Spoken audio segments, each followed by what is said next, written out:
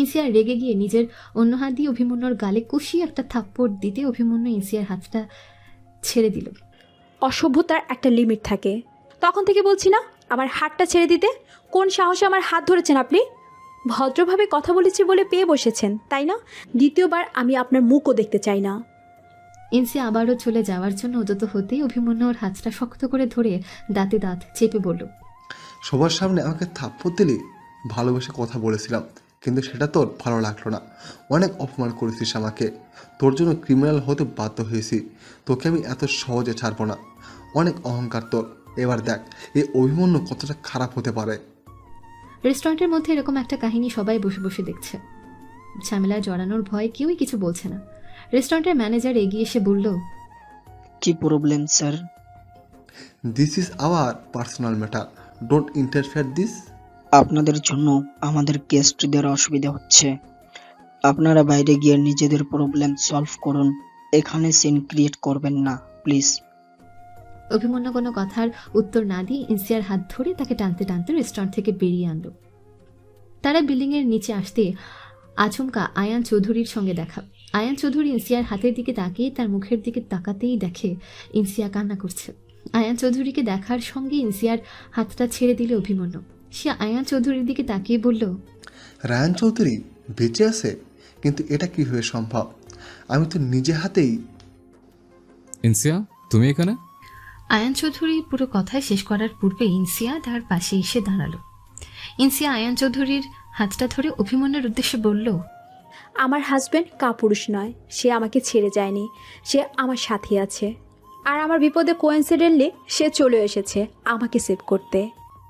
তুই আবারও চলে এসেছিস আমাদের মধ্যে, কিন্তু ইয়াসিনকে তুই পাবি না। রায়ান চৌধুরী, তোর থেকে ইয়াসিনকে আমি ঠিকই চিনিয়ে নেব। নিজের কথা শেষ করে অভিমন্যু সেখান থেকে চলে গেল। অভিমন্যু যাওয়ার পর ইনসিয়া আয়ানের হাত ছেড়ে দিয়ে বলল, সরি, অভিমন্যুর থেকে নিজেকে সেভ করার জন্য এমন করতে বাধ্য হয়েছি। ছেলেটাকে? আপনাকে পরে সবটা বলবো। ইনসিয়া চলে যাবার জন্য এগিয়ে গিয়ে কিছু একটা ভেবে আবারও আয়ান চৌধুরীর কাছে ফিরে আসলো। আপনার কাছে তো গাড়ি আছে, আমাকে একটু বস্তিতে ছেড়ে দেবেন প্লিজ। রাস্তায় অভিমন্যু আবারও আমাকে ডিস্টার্ব করতে পারে। আয়ান চৌধুরী কোনো উত্তর না দিয়ে চলে যাচ্ছিল, কিন্তু ইনসিয়া দৌড়ে সামনে এসে বলল, আজব তো, আপনার কি মানবতা বোধ নেই? একটা মেয়ে বিপদে পড়েছে, কোথায় হেল্প করবেন তা না, এভাবে চলে যাচ্ছেন। আরে আমার কথা কি শুনতে পাচ্ছেন না? দাঁড়ান বলছি। ওকে ওকে, হেল্প করতে হবে না, বুঝেছি। আপনিও ভয় পাচ্ছেন ওই অভিমন্যুকে। ইনসিয়ার কথা শুনে দাঁড়িয়ে গেল আয়ান চৌধুরী। সে পেছন ঘুরে বলল, কি বললে? এই কথাটা শুনেছেন? তাহলে ঠিক শুনেছেন আপনি। আপনি আসলে একজন ভীতু লোক। আয়ান চৌধুরী এগিয়ে এসে বলল, তোমাকে বলেছি না আমার থেকে দূরে থাকতে? আমি তোমার হাজব্যান্ড নই। আমার মধ্যে তোমার হাজব্যান্ডকে খুঁজতে এসো না, লাশ হয়ে ফিরতে হবে। তুমি জানো না আমি কে? আমাকে ভয় দেখিয়ে কোনো লাভ হবে না মিস্টার চৌধুরী, আমি সব জানি আপনার ব্যাপারে। কি বললে মিস্টার চৌধুরী? কথাটা এর আগেও শুনেছে। সাত পাঁচ চিন্তা না করে আমাকে একটু ছেড়ে দিলে তো পারেন। একা একটা মেয়েকে এভাবে বিপদে ফেলে চলে যাওয়া ঠিক নয়। তোমার মতো এমন হাজারো মানুষ প্রতিদিন রাস্তাঘাটে বিপদে পড়ে। আমি কি সবাইকে এখন হেল্প করতে যাব? আমি কোনো মানবতার ফেরিওয়ালা নই। হেল্প করবেনই বা কেন?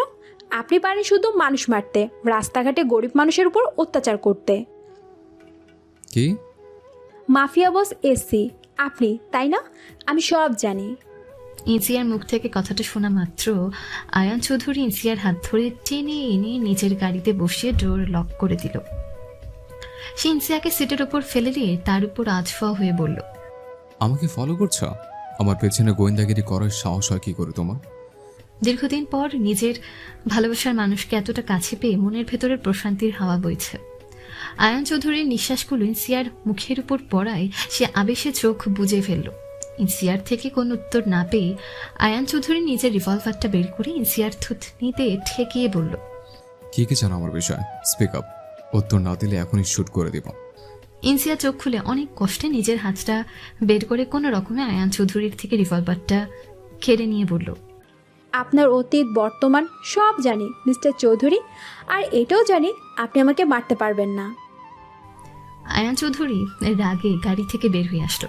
রাগে তার শরীর কাঁপছে। এদিকে তীব্র মাথা যন্ত্রণায় সে 2 হাত দিয়ে মাথা চিপে ধরে রেখেছে। আয়ানের এমন পরিস্থিতি দেখে ইনসিয়া বাইরে চলে আসলো। সে নিজের ব্যাগ থেকে পানির বোতলটা বের করে আয়ানের দিকে এগিয়ে দিয়ে বলল, ধরুন, পানি খান আর শান্ত হন। কোনো মেডিসিন আছে কি? আয়ান চৌধুরী কিছু না বললেও ইনসিয়া ড্রাইভিং সিটের পাশে থাকা বক্সের মধ্যে কিছু ওষুধ খুঁজে পেল। সে দেরি না করে তৎক্ষণাৎ ডক্টর আনিসুর রহমানকে কল করে কথা বলার পর একটা ওষুধ নিয়ে বাইরে আসলো। আপনি নিজে ওষুধ খাবেন না আর আমাকেও খাওয়াতে দিবেন না। আগেই ভালো ছিলেন, যেটা বলতাম অক্ষর অক্ষরে পালন করতেন, আর এখন উফস। ইনসিয়া কোন রকম আয়ান চৌধুরীর হাত ধরে টানতে টানতে রাস্তার পাশে থাকা একটা চা স্টলে এনে বসালো। এরপর সে জোরপূর্বক আয়ান চৌধুরীকে ওষুধ খাইয়ে দিল। চাওয়ালা মামা ওদেরকে দেখে বলল, কি হয়েছে মা? উনি কি অসুস্থ নাকি? হঠাৎ করে কেমন করছে? কি হয় তোমার? আমার হাজব্যান্ড। তোমার হাজবেন্ড তো ঘেমে যাচ্ছে, শ্বাসকষ্ট হচ্ছে। শার্টের বোতামগুলো খুলে দাও, বাতাস করো। চাওয়ালার কথা শুনে ইনসিয়া খেয়াল করে দেখে সত্যি সত্যি আয়ান চৌধুরী ঘেমে গেছে, তার শ্বাসকষ্ট হচ্ছে। ইনসিয়া কিছু বুঝে ওঠার আগেই আয়ান চৌধুরী বসে থাকা অবস্থায় পড়ে যেতে লাগলে ইনসিয়া তাকে ধরে নিজের কোলের উপর শুয়ে দিল। সে বুঝতে পারলো আয়ান চৌধুরী জ্ঞান হারিয়েছে। এমন অবস্থা দেখে চাওয়ালা মামা 1 গ্লাস পানি ইনসিয়ার হাতে দিয়ে বললেন, তোমার স্বামীকে ডাক্তারের কাছে নিয়ে যাও মা। এই দেখো, আমার দোকানেও কেউ নাই, তুমি এখানে থাকো, আমি অটো ডেকে আনি। ইনসিয়া আয়ান চৌধুরীর চোখে মুখে পানি ছিটিয়ে তার জ্ঞান ফেরানোর চেষ্টা করেও কোনো লাভ হলো না। এরই মধ্যে চাওয়ালা অটো ডেকে আনলে তিনিও অটো চালক দুজনকে মিলে আয়ান চৌধুরীকে অটোতে তুলে দিল। ইনসিয়া দৌড়ে গিয়ে আয়ানের গাড়ি থেকে নিজের ব্যাগটা এনে অটোতে উঠে বসলো। মামা, আপনি ওনার গাড়িটা একটু দেখবেন, আমি ওনাকে নিয়ে হসপিটালে যাচ্ছি। ইনসিয়া আয়ান চৌধুরীর শার্টের বোতামগুলো খুলে দিতেই চমকে উঠল। তার বুকে ট্যাটু করা, অথচ আগে এরকম ছিল না। আপাতত এসব বিষয়ে মনোযোগ না দিয়ে ইনসিয়া নিজের ব্যাগ থেকে ফাইল বের করে হাওয়া করতে শুরু করলো। আয়ান চৌধুরীর মাথাটা সযত্নে নিজের কোলের উপর রেখে আল্লাহ আল্লাহ করছে ইনসিয়া। হসপিটাল করিডোরে চিন্তিত হয়ে বসে আছে ইনসিয়া। তখনই কাঁধে কারোর হাতের স্পর্শ পেয়ে সে তাকিয়ে দেখে চাচা ও তানিয়া দাঁড়িয়ে আছে। চাচাকে দেখে কাঁদতে শুরু করলো ইনসিয়া। চাচা ইনসিয়ার পাশের চেয়ারে বসে জিজ্ঞেস করলেন, জামাই কোথায়? ডক্টর দেখছেন ওনাকে, আমাকে বাইরে ওয়েট করতে বলল। কিভাবে হলো এসব? এরপর ইনসিয়া চাচার নিকট সব কিছু খুলে বলল। আমি বুঝতে পারিনি চাচা, উনি এরকম অসুস্থ হয়ে যাবেন। আমার সঙ্গে তো কেমন রুড বিহেভিয়ার করছিলেন, হঠাৎ করেই মাথা ধরে কেমন যেন করতে শুরু করলো, তারপর শ্বাসকষ্ট, এরপর জ্ঞান হারিয়ে ফেললেন। চিন্তা করিস না, সব ঠিক হয়ে যাবে। ডক্টর বাইরে আসতে ইনসিয়া উঠে গিয়ে বলল, ডক্টর কেমন আছেন উনি? ঠিক আছেন তো? ওনার কি কোনো ব্রেন সার্জারি করা হয়েছিল? কেন? পেশেন্টের মাথার পেছনে সার্জারি মার্কস দেখলাম। এর আগে একটা অ্যাক্সিডেন্টে ওনার মাথায় আঘাত লাগে, যার কারণে আমরা ব্রেন সার্জারি করতে বাধ্য হই। এর কারণে ওনার মেমোরি লস হয়েছিল। এখন ওনার পুরনো স্মৃতি মনে পড়লো। মেমোরি লসের পরে 2 বছর উনি ভুলে গেছেন। আপনি কি ওনার ডক্টর? না, আমি নার্স ছিলাম, উনি আমার দায়িত্বে ছিলেন। 2 বছর আমি ওনার টেক কেয়ার করেছি। I see. আচ্ছা, আপনি কি ওনাকে কিছু মনে করানোর চেষ্টা করেছিলেন যেগুলো বর্তমানে পেশেন্টের মেমোরিতে নেই? না, সেরকম কিছু নয়। অ্যাকচুয়ালি আমি তখন ইনসিয়া তখনকার ঘটনাটা বলার পর ডাক্তার রেগে গিয়ে বললেন, আপনি একজন নার্স হয়ে এই কাজটা কীভাবে করতে পারেন? আপনি জানেন না এ ধরনের পেশেন্টকে জোর করে কিছু মনে করানোর চেষ্টা করা সম্পূর্ণ নিষিদ্ধ। পেশেন্টের মাথায় প্রেশার পড়বে এরকম কোনো কিছুই করা যাবে না। আজকে এই কারণে ওভার এক্সাইটেডের ফলে এরকম হয়েছে। এই ঘটনার পুনরাবৃত্তি করতে থাকলে পেশেন্টের আবারও মেমোরি লস হওয়ার চান্স আছে। এরকমটা আর হবে না, আমি কেয়ারফুল থাকবো। উনি এখন কেমন আছেন? এখনও চেঞ্জ আসেনি। ঘুমের মেডিসিন দেওয়া হয়েছে, জ্ঞান ফিরতে সময় লাগবে, স্যালাইন চলছে। স্যালাইন শেষ হলে আপনারা ওনাকে নিয়ে যেতে পারেন। Excuse me. ডাক্তার চলে যাবার পর ইনসিয়া এতক্ষণে শান্ত হয়ে চেয়ারে বসল।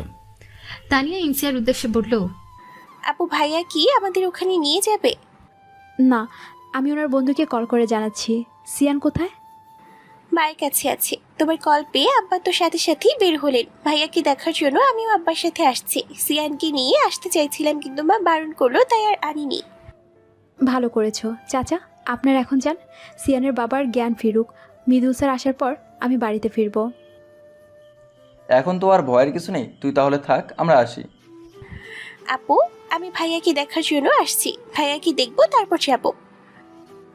আচ্ছা, এসো।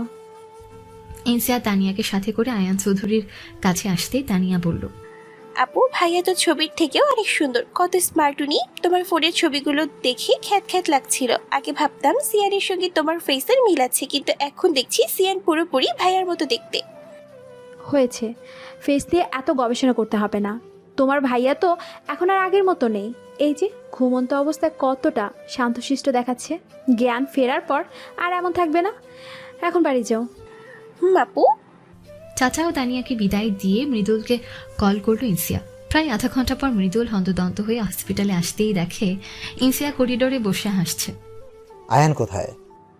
কেবিনে আছে, স্লাইন চলছে, আর ডক্টর ঘুমের ইঞ্জেকশন দিয়েছে, তাই এখনো সেন্স আসেনি।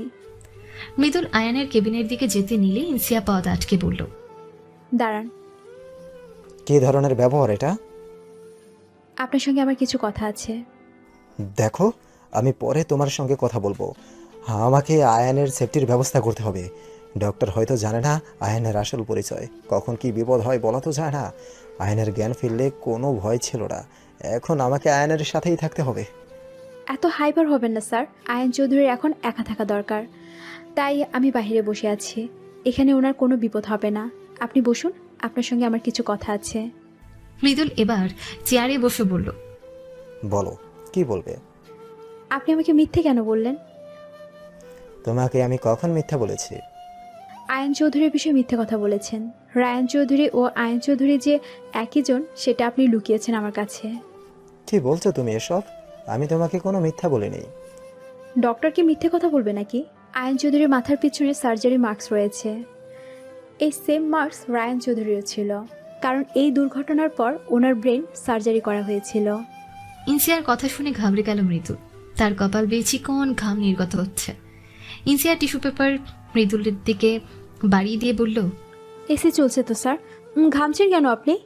মৃদুল ইনসিয়ার থেকে টিস্যু পেপার নিয়ে নিজের কপালের ঘাম মুছতে মুছতে বলল, শত্রুদের সঙ্গে মারামারি করতে গিয়ে ওর মাথায় রড দিয়ে আঘাত করেছিল, তাই। ব্যাস, আর মিথ্যে কাহিনী সাজাতে হবে না। আপনি যেহেতু আমার বিষয়ে খোঁজখবর নিয়েছিলেন, তাহলে এইটাও হয়তো বা জানেন আমি 1.5 বছর রায়ান চৌধুরী টেক কেয়ার করেছি। উনি আমার হাজব্যান্ড ছিলেন।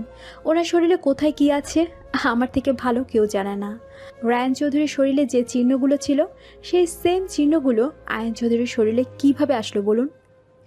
আপনি এখন বলবেন যমজ ভাই হওয়ার কারণে তাদের দুজনের শরীরে একই রকম চিহ্ন থাকাটা অস্বাভাবিক কিছু নয়। তাহলে আমি আপনাকে বলে রাখি, জন্মদাগগুলো যমজদের দুজনের শরীরে থাকলেও একই রকমের আঘাতের চিহ্ন দুজনের শরীরে হওয়ার কখনোই সম্ভব নয়। আয়ান চৌধুরীর পিঠের গুলির চিহ্ন রয়েছে, যেগুলো সেই দুর্ঘটনার দিন হয়েছিল। আর হাতের বাহুতে যে গুলির চিহ্ন রয়েছে, এটা আমার সামনে হয়েছিল। আপনি কি ভেবেছিলেন ওনার শরীরে ট্যাটু করিয়ে সব কিছু ঢেকে দিতে পারবেন? ইনসিয়ার চোখে ধোকা দেওয়া এতটা সহজ নয়। কোনো উপায় না পেয়ে মৃদুল এবার সত্যিটা স্বীকার করে নিল। সে ইনসিয়ার দিকে তাকিয়ে বলল, তোমার কাছে আমি হেরে গেলাম ইনসিয়া। তুমি শুরু থেকেই নিজের হাজব্যান্ডকে ঠিকই চিনতে পেরেছো। আইনেই তোমার হাজব্যান্ড রায়ান চৌধুরী। রায়ান চৌধুরী নামটা আমিই দিয়েছিলাম হসপিটালের অ্যাডমিন পেপারে। এর মানে ওই দিন আয়ান চৌধুরীকে আপনি হসপিটালে এডমিট করেছিলেন? আয়ান সুস্থ ও সজ্ঞানে থাকলে ওর ক্ষতি কেউ করতে পারবে না, কিন্তু তখন ওর যে কন্ডিশন ছিল, সেই অবস্থায় ওকে শেষ করে দেওয়া কোনো ব্যাপারই না। আয়ান বরাবরই নিজের পরিচয় গোপন করে চলতো। ডার্ক ওয়ার্ল্ডের কেউই এখনও আয়ানের চেহারা দেখেনি, আর চৌধুরী ইন্ডাস্ট্রিজের আয়ান চৌধুরীর চেহারাও বাইরের কেউ দেখেনি। তাই চিন্তা ভাবনা করে আমি আয়ানের পরিচয় গোপন করে হসপিটালে অ্যাডমিট করি। এতে করে আয়ানের খোঁজ কেউই পাবে না। ডক্টর আমজাদ হোসেনকে মোটা অঙ্কের টাকা অফার করে ডিল ফাইনাল করেছিলাম, যেন উনি সব কিছু সামলে নেন। আয়নের কেসটা নিয়ে যেন কোনো জল ঘোলা না হয়। আমজাদ স্যার আয়ান চৌধুরীর পরিচিত, জানতেন? আসল পরিচয় ওনাকেও জানানো হয়নি। আমি কোনো প্রকার রিস্ক নিতে চাচ্ছিলাম না। আমি সব ফর্মালিটি পালন করার পর টাকা পে করে ডক্টর আমজাদকে বলেছিলাম রায়ান চৌধুরীর যেন এখানে কোনো অসুবিধা না হয়। পর্যাপ্ত টাকা জমা করা হয়েছে। রায়ান চৌধুরীর থাকা, খাওয়া, চিকিৎসা খরচ সব এই টাকাতেই চলবে। রায়ানকে যে করেই হোক সুস্থ করতে হবে। ও পুরোপুরি সুস্থ হওয়ার আগে ওর কথা যেন বাইরের কেউই জানতে না পারে। বাইরের পরিবেশ, লোকজন রায়ান চৌধুরীর জন্য বিপজ্জনক। পুলিশকেও জানানো যাবে না। রায়ান চৌধুরীর কেসটা সম্পূর্ণ গোপনীয়তা বজায় রেখে হ্যান্ডেল করতে হবে। আপনার কথা শুনে আমজাদ স্যার এত বড় একটা ইলিগ্যাল কাজ করতে রাজি হয়ে গেলেন, নাকি অন্য কিছুর ভয় দেখিয়েছিলেন? টাকার জন্য মানুষ খুন করতেও ভয় পায় না, সেখানে এটা তো সামান্য একটা বিষয়। টাকা দ্বারাই সবই সম্ভব। আপনি তো তাহলে সবই জানেন, তাহলে আপনি কেন খোঁজখবর কেন নেননি? হসপিটালের রায়ান চৌধুরী নামে থাকা অ্যাকাউন্টের সব টাকা শেষ হয়ে যাওয়ার পর হসপিটাল থেকে ওনাকে ডিসচার্জ করে দেওয়া হয়। আমরা তো তখন জানতাম না আয়ান চৌধুরীর আসল পরিচয়, ওনার বাড়ি কোথায় সেটাও জানি না। আপনি কি এসব বিষয়ে কোনো কিছু জানতেন না? আমি ইচ্ছে করে সব যোগাযোগ বন্ধ রেখেছিলাম, কোনো খোঁজ খবর নেইনি। আমি ডাক্তার আমজাদের সাথে যোগাযোগ করলে ফোনের মাধ্যমেই করতে হবে। এখন বাই এনি চান্স কোনো শত্রু যদি ফোন ট্র্যাক করে তাহলে বিপদ। এছাড়াও আমি যদি নিজে চট্টগ্রামে যাই খোঁজ খবর নেওয়ার জন্য, সেটাও রিস্কি। আমাকে ফলো করে শত্রুরা সেখানে পৌঁছে যেতে পারে। অন্য কারো মাধ্যমে খোঁজ খবর নিব, সেরকম বিশ্বাসযোগ্য কাউকে পাইনি। কে কখন বেইমানি করে ঠিক নেই, তাই আমি নিজেও কোনো খোঁজ খবর নেইনি, আর কাউকেই এই বিষয়ে কিছু জানাইও নেই। আমি সবার কাছে বলেছিলাম আয়ান চৌধুরী ইউএসএতে আছে নিজের কিছু পার্সোনাল কাজের জন্য, আর ব্ল্যাক ওয়ার্ল্ডের সবাই জানতো আয়ান চৌধুরী মারা গেছে। আমার প্ল্যান ছিল আয়ান সুস্থ হওয়ার পর নিজেই এখানে ফিরে আসবে। আমি শুধু শুধু বেশি বেশি করে ওর লাইফ রিস্ক বাড়াতে চাই নাই। আয়ান চৌধুরীর মেমোরি লস হয়েছিল, এটাও জানতেন না? না, ডাক্তার আমজাদ নিজে আয়ানের দায়িত্ব নিয়েছিল বলে আমি নিশ্চিন্ত ছিলাম। আমি জানতাম যেভাবেই হোক আয়ানকে তিনি সুস্থ করে তুলবেনই, কারণ আমার সাথে ওনার এগ্রিমেন্ট পেপার ও আয়ানের বন্ড পেপারে সিগনেচার উনিই করেছেন। এদিকে ওদিক করলে, ওনার বিরুদ্ধে লিগ্যাল স্টেপ নিলে ওনার ক্যারিয়ার শেষ। প্রায় 1.5 বছরের বেশি সময় হওয়ার পরেও আয়ান যখন ফিরে আসেনি, তখন আমার চিন্তা বেড়ে যায়। অ্যাট লাস্ট বাধ্য হয়ে আমি চট্টগ্রামে গিয়ে ডাক্তার আমজাদের সাথে কথা বলার পর সব কিছু জানতে পারি। কিন্তু ততদিনে তুমি আয়ানকে নিয়ে অন্য কোথাও চলে গেছো। তোমাদের দুজনের কোনো খোঁজ খবরেই উনি জানতেন না। এই বিষয়ে নিয়ে ডাক্তার আমজাদকে জেরা করলে উনি জানান আয়ান নাকি ওনাকে থ্রেট দিয়েছিল। ভয়ে ডক্টর আমজাদ তোমাদের দুজনকে আটকায়নি, তবে আমি তোমাদের বিয়ের বিষয়টা জানতাম না। আপনি তাহলে আয়ান চৌধুরীকে খুঁজে পেলেন কিভাবে? আয়ান না থাকার কারণে কোম্পানিতে অনেক লস হচ্ছিল, ব্ল্যাক ওয়ার্ল্ডেরও নানান ঝামেলা হচ্ছিল আয়ানের ছেলেদের সাথে, তাই আয়ানকে খুঁজে বের করা জরুরি।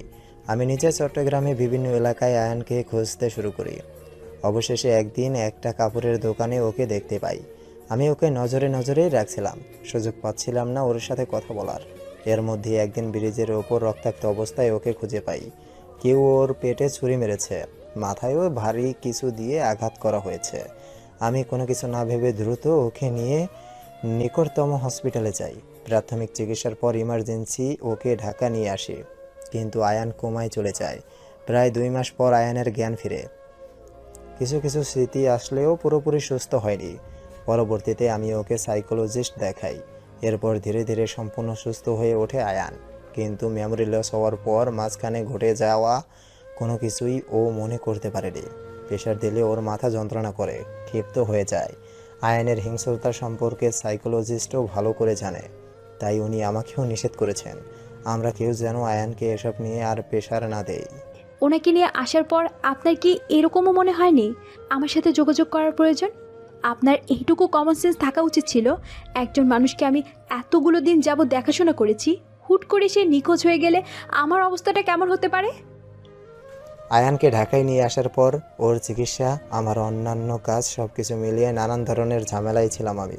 তবে পরবর্তীতে লোক লাগিয়ে তোমার সাথে যোগাযোগ করার চেষ্টা করেছিলাম, কিন্তু এলাকার লোকজনের থেকে জানতে পারি তুমি ঘর ছেড়ে দিয়েছো। তুমি কোথায় গেছো সেটা কেউই জানে না। তোমার বান্ধবী কেউ জিজ্ঞেস করেছিলাম, ওরাও কিছু বলতে পারেনি। নিজের ভুলটা বুঝতে পেরে ইনসিয়া এ বিষয়ে আর কথা বাড়ালো না। সে শান্ত কণ্ঠে বলল, উনি বাচ্চাদের অনেক পছন্দ করতেন। যেদিন আমি জানতে পারি আমি মা হতে চলেছি, ওই দিন ওনাকে হারিয়ে ফেললাম। প্রেগনেন্সির রিপোর্ট নিয়ে তাড়াহুড়া করে বাড়িতে ফিরছিলাম ওনাকে সুখবরটা দেওয়ার জন্য, কিন্তু রায়ান চৌধুরী হয়তো বা বাচ্চা কাচ্চা পছন্দ করত, কিন্তু আয়ান চৌধুরী বাচ্চাদের সংস্পর্শও পছন্দ করে না। কি? একজন মানুষের মেমোরি লস হলে কি পার্সোনালিটিও বদলে যায়? অদ্ভুত। আয়ান চৌধুরী মিশ্র ব্যক্তিত্বের মানুষ। তার মধ্যে ঠিক কত ধরনের ব্যক্তিত্ব রয়েছে সেটা আমি নিজেও জানি না। আয়ানকে এই হসপিটালে নিয়ে এসে অনেক ভালো কাজ করেছো তুমি। অন্য কোথাও নিয়ে গেলে প্রবলেম হতেও পারতো। আমি জানি ওনার শত্রুর অভাব নেই, তাই মনে হলো এখানে নিয়ে আসি। আচ্ছা, এটা বলুন তো, আমাদের বিয়ের বিষয়টা জানার পরও আপনি চুপ ছিলেন কেন? আমি নিজে থেকে যখন বললাম উনি আমার হাজব্যান্ড, তখনও আপনি অস্বীকার করেছেন। কারণ কি এটার? আসলে আমি চাইনি। মৃদুল পুরো কথা শেষ করার পূর্বে একজন নার্স এসে বলল, আপনাদের পেশেন্টের জ্ঞান ফিরেছে। হুম। ইনসিয়া ও মৃদুল আয়ানের কেবিনে আসতেই দেখে আয়ান ইতোমধ্যে উঠে বসেছে। সে নিজের হাতে থাকা ক্যানোলা খুলতে নিতেই ইনসিয়া তার হাত চেপে ধরল। একদম না, স্লাইন শেষ হয়নি, খুলছেন কেন? ইনসিয়াকে দেখে আরও রেগে গেল আয়ান। সে রাগী কণ্ঠে বলল, তোমার সাহস হয় কি করে আমায় টাচ করার? আর এখানে চলে এসছো তুমি? কি আসতে দিল ওকে?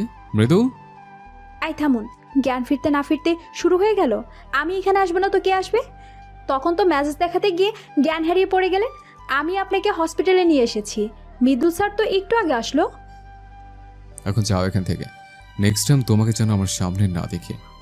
উপকারের উপকার স্বীকার করে কোথায় একটা ধন্যবাদ দিবেন সেটা না করে তাড়িয়ে দিচ্ছেন। ছি। মৃদুল, ওকে বেশি কথা বলতে বারণ কর। আমি উঠলে কিন্তু। ইনশিয়া, তুমি এখন যাও। আয়ানকে রাগিও না, তোমার সাথে আমি পরে কথা বলবো। আমার সাথে এত দুর্ব্যবহার করা, তাই না? এর শোধ আমি তুলবই। ইনসিয়ার রাগে গজগজ করতে করতে বাইরে চলে আসলো।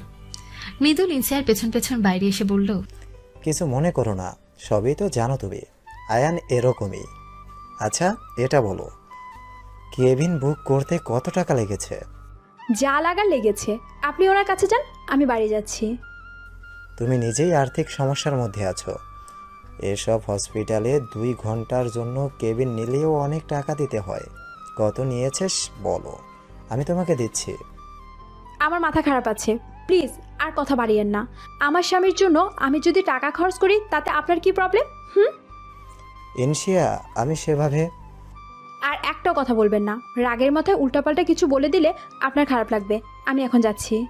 ইনসিয়া আর এক মুহূর্ত না দাঁড়িয়ে হনহন করে চলে গেল। মৃদুল ইনসিয়ার যাওয়ার পানে তাকিয়ে আপন মনেই বলল, স্বামী স্ত্রী একই রকম, কেউ কারো থেকে কম নয়। এরকম একটা মেয়ের সাথে আয়ান কিভাবে জড়ালো বুঝলাম না।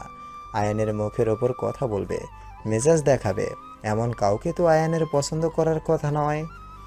কেবিনের ভেতর থেকে আয়ানের চিৎকার শুনে মৃদুল দ্রুত সেখানে আসলো। তখন থেকে ডাকছে, কারণ কথা জানা। ওই মেয়ের সাথে এত কথা কিসের? হসপিটালের খরচ নিয়ে কথা বলছিলাম। 2 গুণ টাকা দিয়ে দে। এই মেয়ের আচরণ সন্দেহজনক। হেড অফিসে আসার পেছনে নিশ্চয়ই কোনো উদ্দেশ্য আছে। তুই ওর পেছনে আবারও লোক ঠিক কর। মেয়েটা কোথায় যাচ্ছে, কি করছে, কার সঙ্গে দেখা করছে, কথা বলছে, সব ইনফরমেশন আমার চাই। আয়ানের কথাগুলো শুনে নিশ্চুপ হয়ে রইল মৃদুল। তার বলার মতো কিছুই নেই, কারণ সে ভালোভাবেই জানে ইনসিয়া কেন এসেছে। কিন্তু এসব কথা তো আয়ানকে বলা যাবে না। ইনসিয়া বাড়িতে এসে আগে গোসল সেরে নিল, এতে করে মাথাটা যদি একটু ঠান্ডা হয়। এরপর সে কাপড় শুকাতে দেওয়ার সময় একজন বলল, আজ এত তাড়াতাড়ি ফিরলে? কাজের চাপ কম আছে, সামনে তানিয়ার পরীক্ষা। আমার ছেলের জন্য মেয়েটা তো ভালো করে পড়তেই পারে না, তাই ফুরসত পেয়ে চলে আসলাম আন্টি। তোমার ছেলেটাও হয়েছে বাপু, আমার কোলে নিতে চাইলে আসতেই চায় না। এই যে কান্না জুড়ে থামতেই চায় না। ইনসিয়া মুচকি হেসে বলল, অপরিচিত কারো কাছে যেতে চায় না। ছেলে আমার মানুষজন খুব একটা পছন্দ করে না, তাই নির্দিষ্ট কয়েকজন ছাড়া কারো কাছে যায় না। তবে আলহামদুলিল্লাহ চাচা চাচি আর তানিয়ার কাছে যাই বলি বেঁচে গেলাম। হয় হয়, কিছু কিছু বাচ্চারা এরকমই হয়। ওর বংশে কেউ এরকম আছে নাকি মানুষজন পছন্দ করে না? ওর বাবাই এরকম। আমার ছেলেটা পুরোই ওর বাবার কার্বন কপি, আমার কোনো বৈশিষ্ট্যই পায়নি। তাও ভালো, তুমি আজ তাড়াতাড়ি ফিরে ভালোই করেছো। ছেলেটাকেও সময় দেওয়া উচিত। আমি তো মা, কর্মক্ষেত্রে থাকলেও মনটা আমার ছেলের কাছে পড়ে থাকে। ওকে রেখে সারাদিন বাইরে থাকতে যে কতটা কষ্ট হয় সেটা আমি বুঝি, কিন্তু কি করব বলেন, আমিও তো নিরুপায়। কষ্ট করলে কষ্ট মেলে, তোমার এত পরিশ্রমের ফল একদিন ঠিকই পাবে। আরও কিছুক্ষণ কথা বলে ইনসিয়া ঘরে চলে আসলো। সে ঘরে আসার পর দেখে সিয়ান ঘুম থেকে উঠে হাত পা নাড়িয়ে খেলা করছে। ছেলের এত আনন্দ দেখে ইনসিয়ার কাছে যেতে বুঝতে পারলো সিয়ান প্রস্তাব করে সে ভেজা কাঁথার উপরেই খেলছে, তাই তো এত আনন্দ। ইনসিয়া সিয়ানকে কোলে তুলে নিয়ে সবকিছু পরিষ্কার করে পরিবর্তন করে দিল। এরবার সে সিয়ানের সামনে ফোন ধরতে সিয়ান হাত দিয়ে ফোনটা নেওয়ার চেষ্টা করছে। বাচ্চাটা যেন পছন্দের খেলনা পেয়ে সেটা নেওয়ার জন্য মরিয়া হয়ে উঠেছে। ইনসিয়া নিজের সন্তানের কপালে চুম্বন করে বলল, জন্মের পর বাবাকে কখনো দেখিসনি, তবুও তার প্রতিটা টান তোর। ছবি দেখি বাবাকে চিনে গেছিস, তাই না সোনা? কিন্তু তোর বাবা তো আমাদের চেনে না। আমি জানি না তোর সাথে তোর বাবা কখনো সাক্ষাৎ করতে পারবে কি না, কিন্তু কথা দিচ্ছি তোকে আমি সুস্থ করে তুলবই। রাতে ঘুমানোর জন্য প্রস্তুতি নিচ্ছে মৃদুল। ঠিক সে সময়ই তার ফোনে একটা আননোন নাম্বার থেকে কল আসলো। প্রথম 2 বার ইগনোর করলেও তৃতীয়বার কল রিসিভ করলো সে। কল রিসিভ করার সঙ্গে সঙ্গে ফোনের ওপাশ থেকে একটা মেয়ের ঝাঁঝালো কণ্ঠস্বর ভেসে আসলো। নিজ থেকে তো কল করেননি, আমি নিজে থেকে কল দিচ্ছি তবুও রিসিভ করছেন না। কি সমস্যা আপনার? সারাদিন কিসের এত ব্যস্ত যে একটা কল করার সময় পান না? দিনে না হয় কাজ নিয়ে ব্যস্ত ছিলেন, মানা যায়, কিন্তু এত রাতে কী কাজ আছে আপনার? 2 মিনিট ফোনে কথা বললে কি আপনার জীবনের মহামূল্যবান সময়গুলো নষ্ট হয়ে যাবে? আজব লোক। আচমকা অপরিচিত মেয়ের থেকে এত বকাঝকা শুনে হতভম্ব হয়ে গেল মৃদুল। সে আবারও নম্বরটা ভালোভাবে দেখলো, কিন্তু সেটা তার পরিচিত নম্বর নয়। মেয়েটা থেমে যেতেই মৃদুল জিজ্ঞেস করলো, কে তুমি মেয়ে? তুমি কি আমার পরিচিত কেউ? আমার জানা মতে আমার জীবনে এমন কোনো নারী কখনো তো ছিল না যে আমাকে এভাবে শাসন করবে।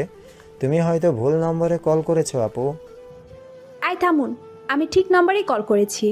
আপনি আমার সেরকম পরিচিত না হলেও আপনাকে হাড়ে হাড়ে চিনি আমি। আমার ভয়েস শুনো বুঝতে পারছেন না আমি কে?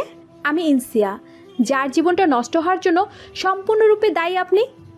মেয়েটার পরিচয় পেতেই নড়ে চড়ে বসলো মৃদুল। সে এবার স্বাভাবিকভাবে বলল, ও তুমি, তাই বলো। প্রথমে ভেবেছিলাম অন্য কেউ হবে হয়তো, তাই হঠাৎ করে এত রাতে কল দিয়ে এমন আচরণ করার কারণ কি?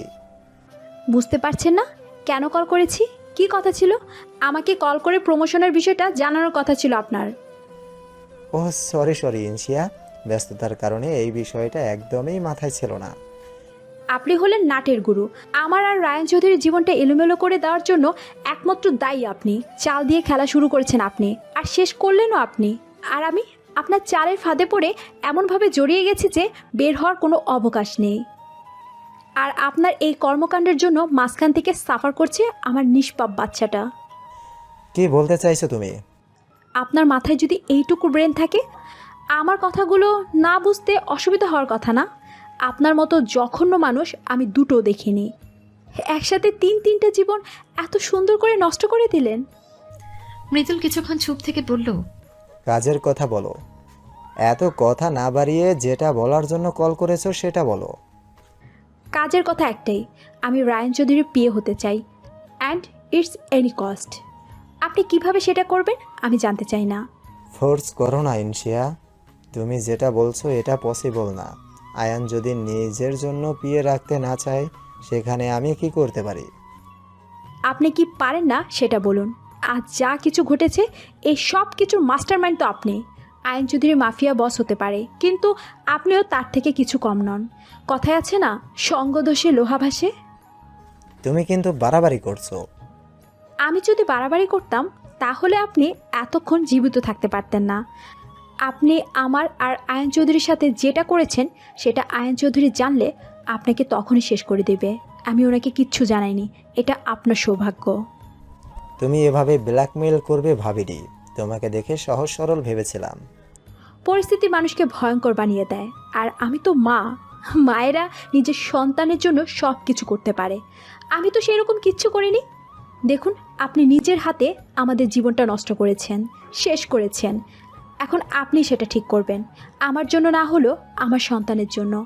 আমার ছেলেটা যদি সুস্থ হয়ে যায় তাহলে কিছুটা হলেও পাপের বোঝা হালকা হবে আপনার। বিশ্বাস করো, আমি বুঝতে পারছি না কিভাবে আয়ানকে মানাবো।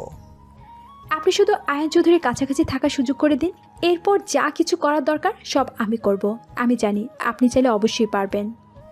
তুমি কালকে অফিসে চলে আসো, আমি দেখছি কি করা যায়। কনফার্ম না হয়ে এভাবে তো আমি অফিসে যাব না। আমি কনফার্ম করছি তো, আয়ানের সঙ্গে এই বিষয়ে কথা হয়েছে। ও না করে দিলেও আমি বলে এসেছি তুমি ওর বিয়ে হবে। তুমি কালকে এসো, এরপর কি হয় দেখা যাবে। ওকে, থ্যাংক ইউ। ইনসিয়া কল কেটে দিয়ে সিয়ানের মাথায় হাত বুলাতে বুলাতে বলল, কালকে থেকে আরও একটা নতুন মিশন শুরু করতে যাচ্ছি। জানি না এর শেষ পরিণতি কী হবে, তবে তুই নিশ্চিন্তে থাকছো না, তোর মা সব কিছু সামলে নেবে, সব বিপদকে মোকাবেলা করবে ইনশাল্লাহ। আয়ান অফিসে আসার পর নিজের কেবিনে প্রবেশ করতেই হতভম্ব হয়ে গেল। রাগে তার কপালের রগগুলো ফুলে উঠেছে। সে রাগে চিৎকার করে মৃদুলকে ডাকল।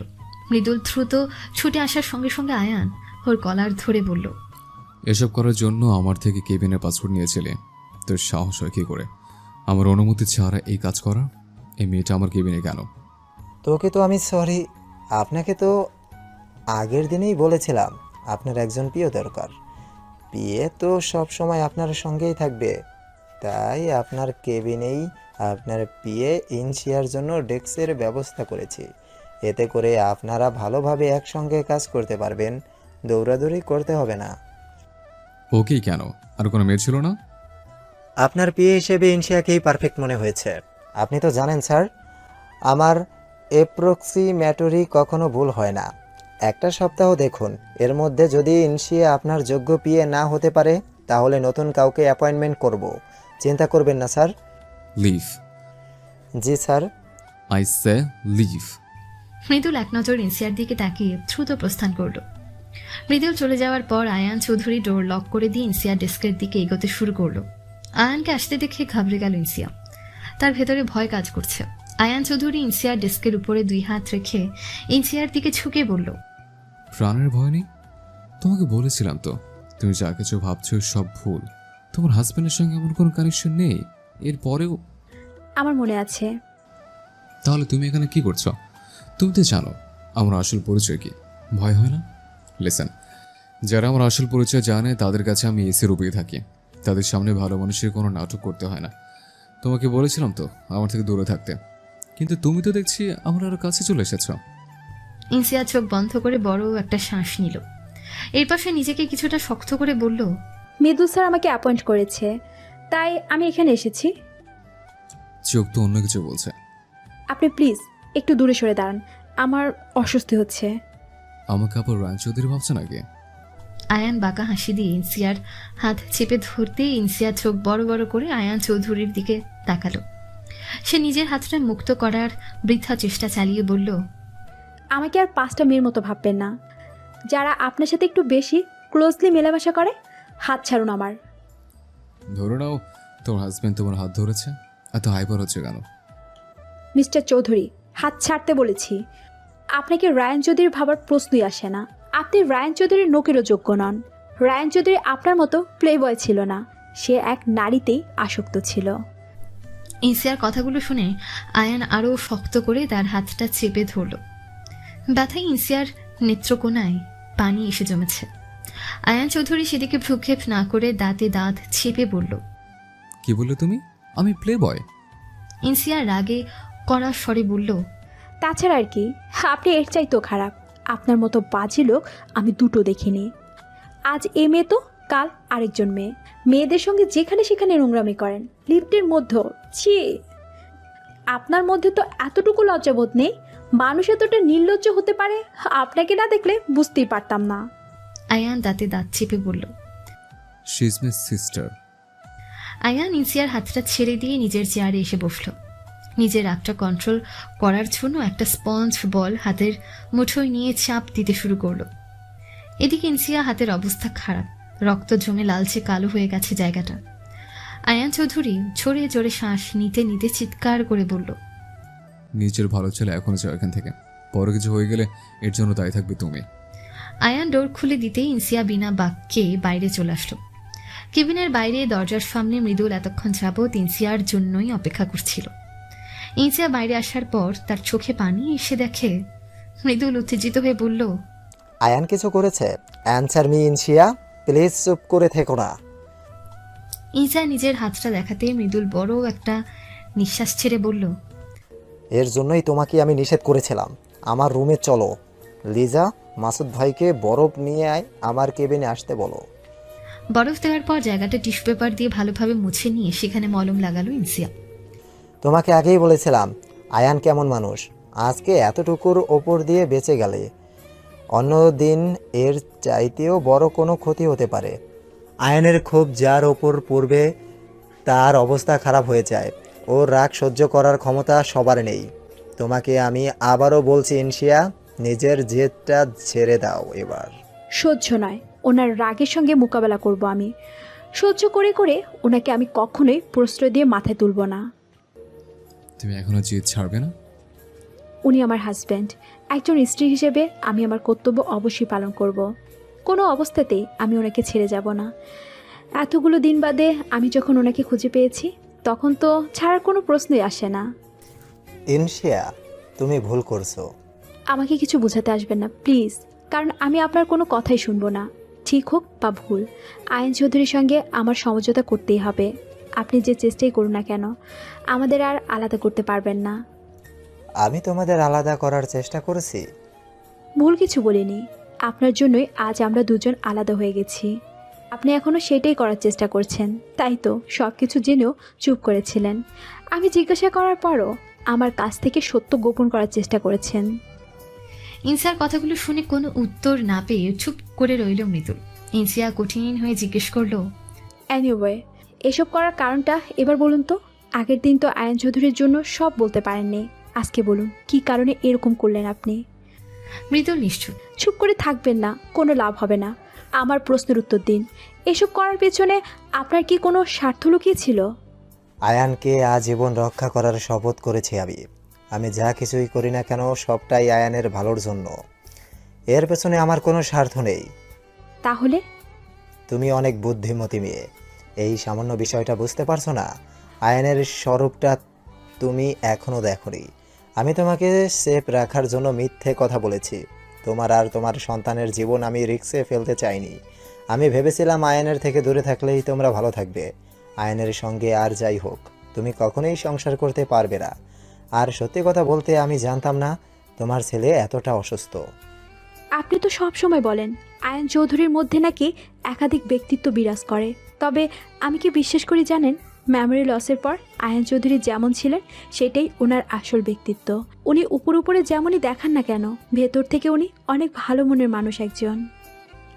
তাই ঠিক আছে, আমি তোমাকে একটা লোকেশনের অ্যাড্রেস দিব। সন্ধ্যার পর তুমি সেইখানে গেলেই বুঝতে পারবে আয়ান কেমন মানুষ। তবে সাবধানে, লাইফ রিস্ক আছে। কেন? ওই সময় উনি কী করবেন? কোনো খারাপ কিছু হতে চলেছে? সেটা তুমি নিজের চোখেই দেখো, আমি কিছু বলতে চাইছি না। ইনসিয়া আর কিছু না বলে বেরিয়ে যেতে নিলে মৃদুল তাকে পিছু ডেকে বলল, কোথায় যাচ্ছ? আয়ানের কাছে যেও না। তোমাকে কিছু বলিনি, এর অর্থ রুমের মধ্যে ছোটোখাটো ঝড় বয়ে গেছে। সেটা আমি বুঝে নেব। আমাদের স্বামী স্ত্রীর মধ্যে আসার চেষ্টাও করবেন না। ইনসিয়া মৃদুলের কেবিন থেকে বের হয়ে আয়ানের কেবিনের দরজায় এসে বেল চাপল। লিজা ইনসিয়াকে ডাক দিলে সে রিসেপশনের কাছে আসলো। লিজা ইনসিয়ার উদ্দেশ্যে বলল, তুমি মৃদুল স্যারকে কিভাবে কনভিন্স করলে বলো তো? তোমার কথার অর্থ বুঝতে পারলাম না। আমি বলতে চাইছি অ্যান্সারের পিএর পোস্টটা পাওয়ার জন্য তুমি মৃদুল স্যারকে কনভিন্স করলে কিভাবে? কেন হঠাৎ এই প্রশ্ন কেন করছো? এই পদের জন্য আমি অনেক রিকোয়েস্ট করেছি, কিন্তু ওর কোনো লাভ হয়নি। তোমার কোয়ালিফিকেশন তো সেরকম ভালো নয়। মৃদুল স্যারও তোমাকে খুব একটা পছন্দ করতে না। তাহলে হঠাৎ করে কি এমন করলে যে মৃদুল স্যার তোমাকে ডিরেক্ট আনসারের পিএ বানিয়ে দিল? ব্যাপারটা সন্দেহজনক নয়? এসব জেনে তোমার কোনো লাভ হবে বলে তা তো মনে হচ্ছে না। এই হ্যালো, ঠিকভাবে কথা বলো। একদিনেই এতটা অ্যাটিটিউডস? শুনে রাখো, তোমার এই জবটা খুব বেশি দিন স্থায়ী হবে না। তোমার চাইতেও বেশি কোয়ালিফিকেশন আছে আমার। তোমার ডিমোশন হয়ে প্রমোশনটা আমার হবে। ইনসিয়া কোনো প্রত্যুত্তর না করে আবারও আয়ানের কেবিনের দরজায় এসে বেল দিল। বেশ কয়েকবার বেল দেওয়ার পর অবশেষে ডোর আনলক করে দিল আয়ান চৌধুরী। ইনসিয়া ভেতরে প্রবেশ করতেই তার জুতো ভেদ করে পায়ে কিছু একটার খোঁচা লাগলো। ব্যথার মৃত্যু আর্তনাদ করে ইনসিয়া নিচে তাকিয়ে দেখে অনেকগুলো কাঁচের টুকরো পড়ে রয়েছে। এরই মধ্যকার কাঁচের একটা সরু টুকরো ইনসিয়ার জুতো ভেদ করে পায়ে লেগেছে। ইনসিয়া নিচু হয়ে পা থেকে কাঁচের টুকরোটা আলতোভাবে বের করে নিল। এরপর সে সাবধানে ভেতরে আসতেই দেখে আয়ান চৌধুরী নিজের চেয়ারে হেলান দিয়ে চোখ বন্ধ করে আছে। তার হাতটা রক্তে মাখামাখি, হাত থেকে ক্রমাগত ব্লিডিং হচ্ছে। ইনসিয়া এক মুহূর্ত দেরি না করে দ্রুত আয়ান চৌধুরীর কাছে এসে তার হাতটা ধরে রুমাল বেঁধে দিল, কিন্তু এতেও লাভ হচ্ছে না, এখনো রক্ত বের হচ্ছে।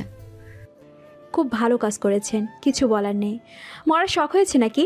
এভাবে হাত না কেটে হাতের শিরাটা কেটে দিলে পারতেন। ইনসিয়ার কথা শুনে আয়ান চৌধুরী চোখ খুলে তার দিকে রাগী দৃষ্টিতে তাকালো। ইনসিয়ার সেদিকে ভ্রুক্ষেপ না করে বলল, ফার্স্ট এড বক্সটা আছে? তাড়াতাড়ি বলুন। আপনার ব্লাড গ্রুপ অনেক রেয়ার, এভাবে ব্লাড লস হলে অনেক প্রবলেম। পরে যদি ব্লাড প্রয়োজন হয় সহজে পাওয়া যাবে না। আরে অদ্ভুত তো, চুপ করে আছেন কেন মিস্টার চৌধুরী? এই হ্যালো, বুঝেছি ভাঙবেন তবু মস্কাবেন না, তাই না? ইনসিয়া কিছু একটা ভেবে ডেস্কের নিচে ড্রয়ারটা খুলতে ফার্স্ট এড বক্স খুঁজে পেল। সে আর এক মুহূর্ত দেরি না করে আয়নের ট্রিটমেন্ট শুরু করে দিল। আমার জন্য রাগ হয়েছে যখন, তাহলে আমার উপরে রাগটা দেখাতে পারতেন। নিজের সাথে কেন? অনেক কষ্টে আপনাকে সুস্থ করা হয়েছে, প্লিজ নিজের টেক কেয়ার করুন এবার। ইস, কতটা কেটে গেছে। এই লোকটা আমাকে এক মুহূর্ত শান্তি দিবে না, জ্বালিয়ে মারল। ইনসিয়া নিজের কাজ শেষ করতে আয়ান চৌধুরী অন্য হাত দিয়ে হেঁচকা টানে ইনসিয়াকে নিজের কোলের উপর বসালো। সে ইনসিয়ার মুখের দিকে নিজের মুখটা এগিয়ে দিয়ে বলল, রাগটা তোমার উপরে দেখালে তুমি এখন সুস্থ অবস্থায় এখানে থাকতে না। সিরিয়াস করার চেষ্টা করছো আমাকে? কি? আমার কাছাকাছি থাকার খুব ইচ্ছা? আয়া নিজের মুখটা ইনসিয়ার মুখের আরো কাছাকাছি নিয়ে আসতে ইনসিয়া ঘাড় ঘুরিয়ে বলল, দূরে থাকুন। ইনসিয়া উঠে যেতে নিলে আয়ান তাকে চেপে ধরে বলল, no no no, Ayan Chowdhury না চাইলে তুমি কখনোই মুক্তি পাবে না। এত লজ্জা পাচ্ছ কেন? গাল দুটো আপের মতো লাল হয়ে আছে। তুমি তো এড়িয়ে যাচ্ছিলে, তাই না? আজ হোক বা কাল তুমি এটাই করার চেষ্টা করতে, তাই আমি আজকেই না হয় তোমার মনের ইচ্ছেটা পূরণ করে দেই। ছাড়ুন বলছি, লাগছে আমার। আপনি যেসব ভাবছেন সেটা আপনার ভুল ধারণা। আমি ওই টাইপের মেয়ে নই যেমনটা আপনি ভাবছেন। আয়ান ইনসিয়াকে ছেড়ে দিয়ে বলল, এক্স হাজব্যান্ডের ফেসটা দেখে আবারও তোমার সেই ফিলিংস জেগে গেছে? তোমার মতো মেয়েদেরকে আমি খুব ভালো করে চিনি। নারী কখনো এক পুরুষ আসক্ত হতে পারে না, সেখানে তুমি তো। এসব নোংরা কথা সহ্য করতে না পেরে আয়ানের গালে কষিয়ে একটা থাপ্পড় দিল ইনসিয়া। সে রাগ ও ঘৃণায় উত্তেজিত হয়ে বলল, মুখ সামলে কথা বলুন। সবাইকে নিজের মতো ভাবেন, তাই না? আমি আপনার মতো চরিত্রহীন নই। আপনি নিজে এক নারীতে আসক্ত নন। যে ছেলে হাজারো নারীতে মগ্ন, সে কিভাবে বুঝবে একজন নারীর মহত্ব? হাজার নারীদের নিয়ে চিন্তা না করে কখনো একজন নারীকে নিয়ে গভীরভাবে চিন্তা করে দেখবেন, তাহলেই বুঝতে পারবেন নারী জাতি কেমন হয়। পতিতালয়ের দেহ ব্যবসায়ী নারীদের সঙ্গে সব নারীদের তুলনা করতে যাবেন না। ভুলে যাবেন না আপনি নিজেও একজন নারীর গর্ভ থেকে জন্ম নিয়েছেন। তাই নারী জাতিকে অসম্মান করার আগে নিজের মায়ের কথাটা ভেবে দেখবেন। আয়ান রাগের বশে ডেস্কের উপরে থাকা কিছু জিনিস ছাড়িয়ে দিয়ে ফেলে দিল। এরপর সে ইনসিয়াকে দেয়ালের সঙ্গে চেপে ধরে দাঁতে দাঁত চেপে বলল, সাহস অনেক বেশি, তাই না? আমাকে থাপ্পড় দেওয়া? আমার সামনে সবাই মাথা উঁচু করে কথা বলতে ভয় পায়, আর তুই সেখানে আমার গায়ে হাত দিস? সরি। ইনসিয়া ভয় না পেয়ে আয়ানের চোখে চোখ রেখে বলল, এক্সকিউজ মি। কোনো অপরাধ না করলে ইনসিয়া চৌধুরী কাউকে সরি বলে না। কথাটা বলি ইনসিয়া আয়ানকে জোরে ধাক্কা দিয়ে নিজেকে মুক্ত করলো। এরপর সে রাগে খুঁড়িয়ে খুঁড়িয়ে আয়ানের কেবিন থেকে বেরিয়ে আসলো। ইনসিয়ার এমন এলোমেলো অবস্থা দেখে অফিসে উপস্থিত সবাই তার দিকে তাকিয়ে আছে। ইনসিয়া কোনো দিকে না তাকিয়ে সরাসরি অফিস থেকে বের হয়ে চলে গেল। ইনসিয়া রাস্তায় এসে অটোতে উঠে বাড়িতে চলে আসলো। ওর এরকম এলোমেলো অবস্থা দেখে চাচি তানিয়া প্রশ্ন করলেও সে কোনো উত্তর দিল না। ইনসিয়া সোজা বাথরুমে এসে দরজা লাগিয়ে দিয়ে কান্নায় ভেঙে পড়ল। ওনার বলা প্রত্যেকটা কথা বিষাক্ত তীরের মতো বুকে এসে বেঁধেছে। নারীদের প্রতি এত ঘৃণা কেন ওনার? উনি আজকে শুধু আমাকে নয়, বরঞ্চ পুরো নারী জাতিকে অসম্মান করেছেন। এরকম একটা মানুষকে আমি ভালোবাসলাম কি করে? না না, উনি তো কখনো এমন ছিলেন না। আমার রায়ান চৌধুরী কখনো এমন ছিল না। সে তো নারীদের সম্মান করত, কিন্তু উনি তো বদলে গিয়ে আজ আয়ান চৌধুরী হয়ে গেছেন, যার মধ্যে কোনো মনুষ্যত্বই নেই। এরকম একটা মানুষের সাথে কিভাবে থাকবো আমি?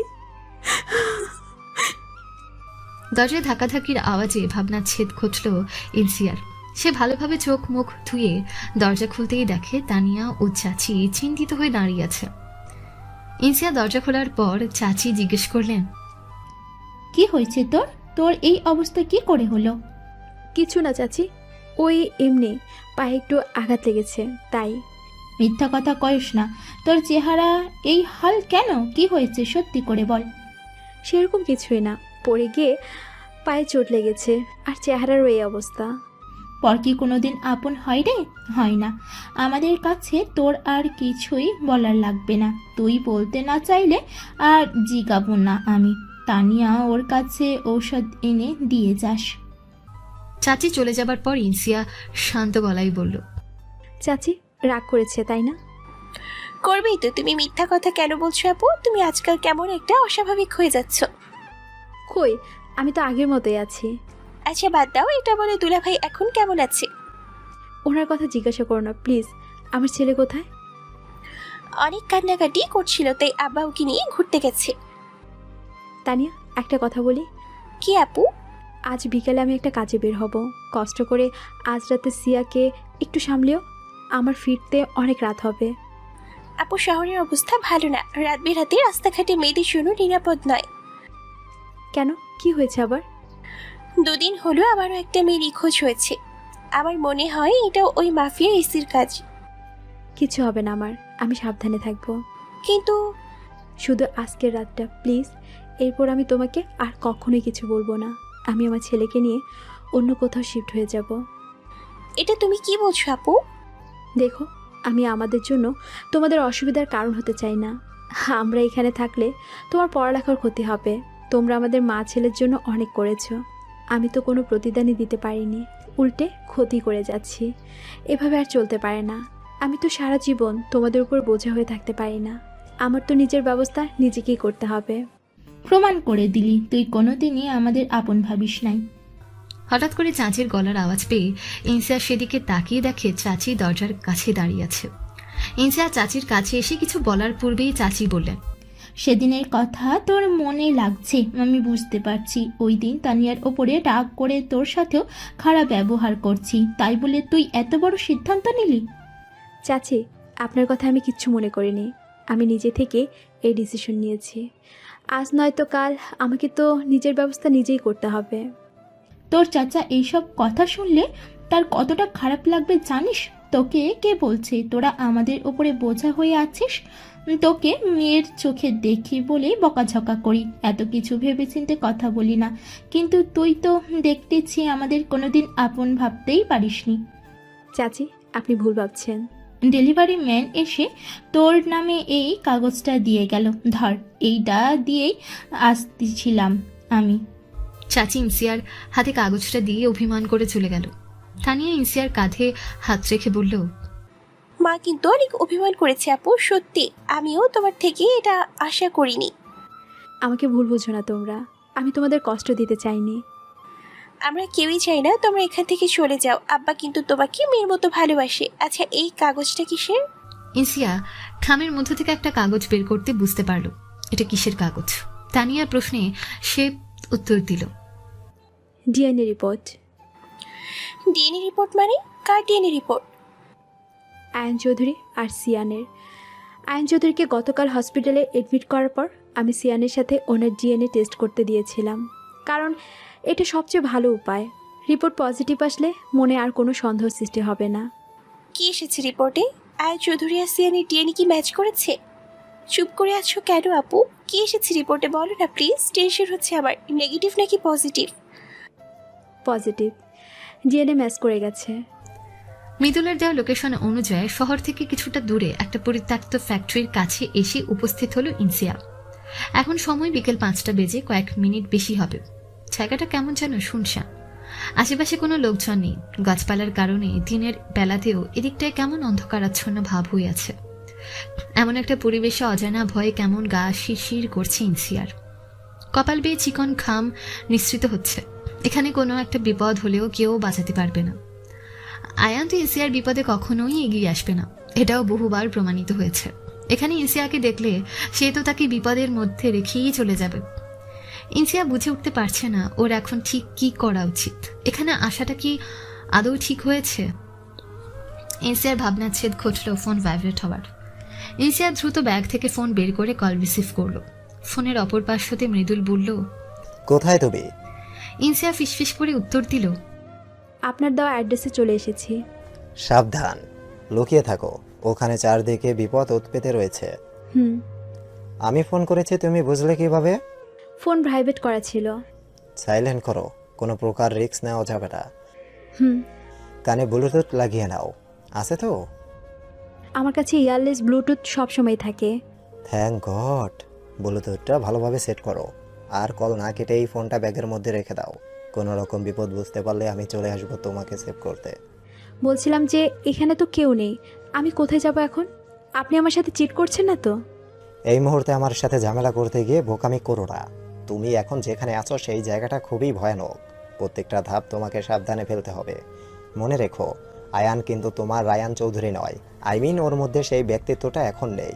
তোমার কিছু হয়ে গেলেও আয়ান তোমাকে বাঁচাতে আসবে না। আমি জানি। ফ্যাক্টরির ভেতরে যাওয়ার চেষ্টা করো, সবাই ভেতরেই আছে। Be careful, okay? Hmm. Best of luck. Insia ফোনটা ব্যাগের মধ্যে রেখে ধীর পায়ে অতি অসাবধানতার সাথে সামনের দিকে হাঁটা দিল। ফ্যাক্টরির পেছন দিকে আসতে আয়ান চৌধুরীর অর্থাৎ এসির গাড়িটা নজরে আসলো তার।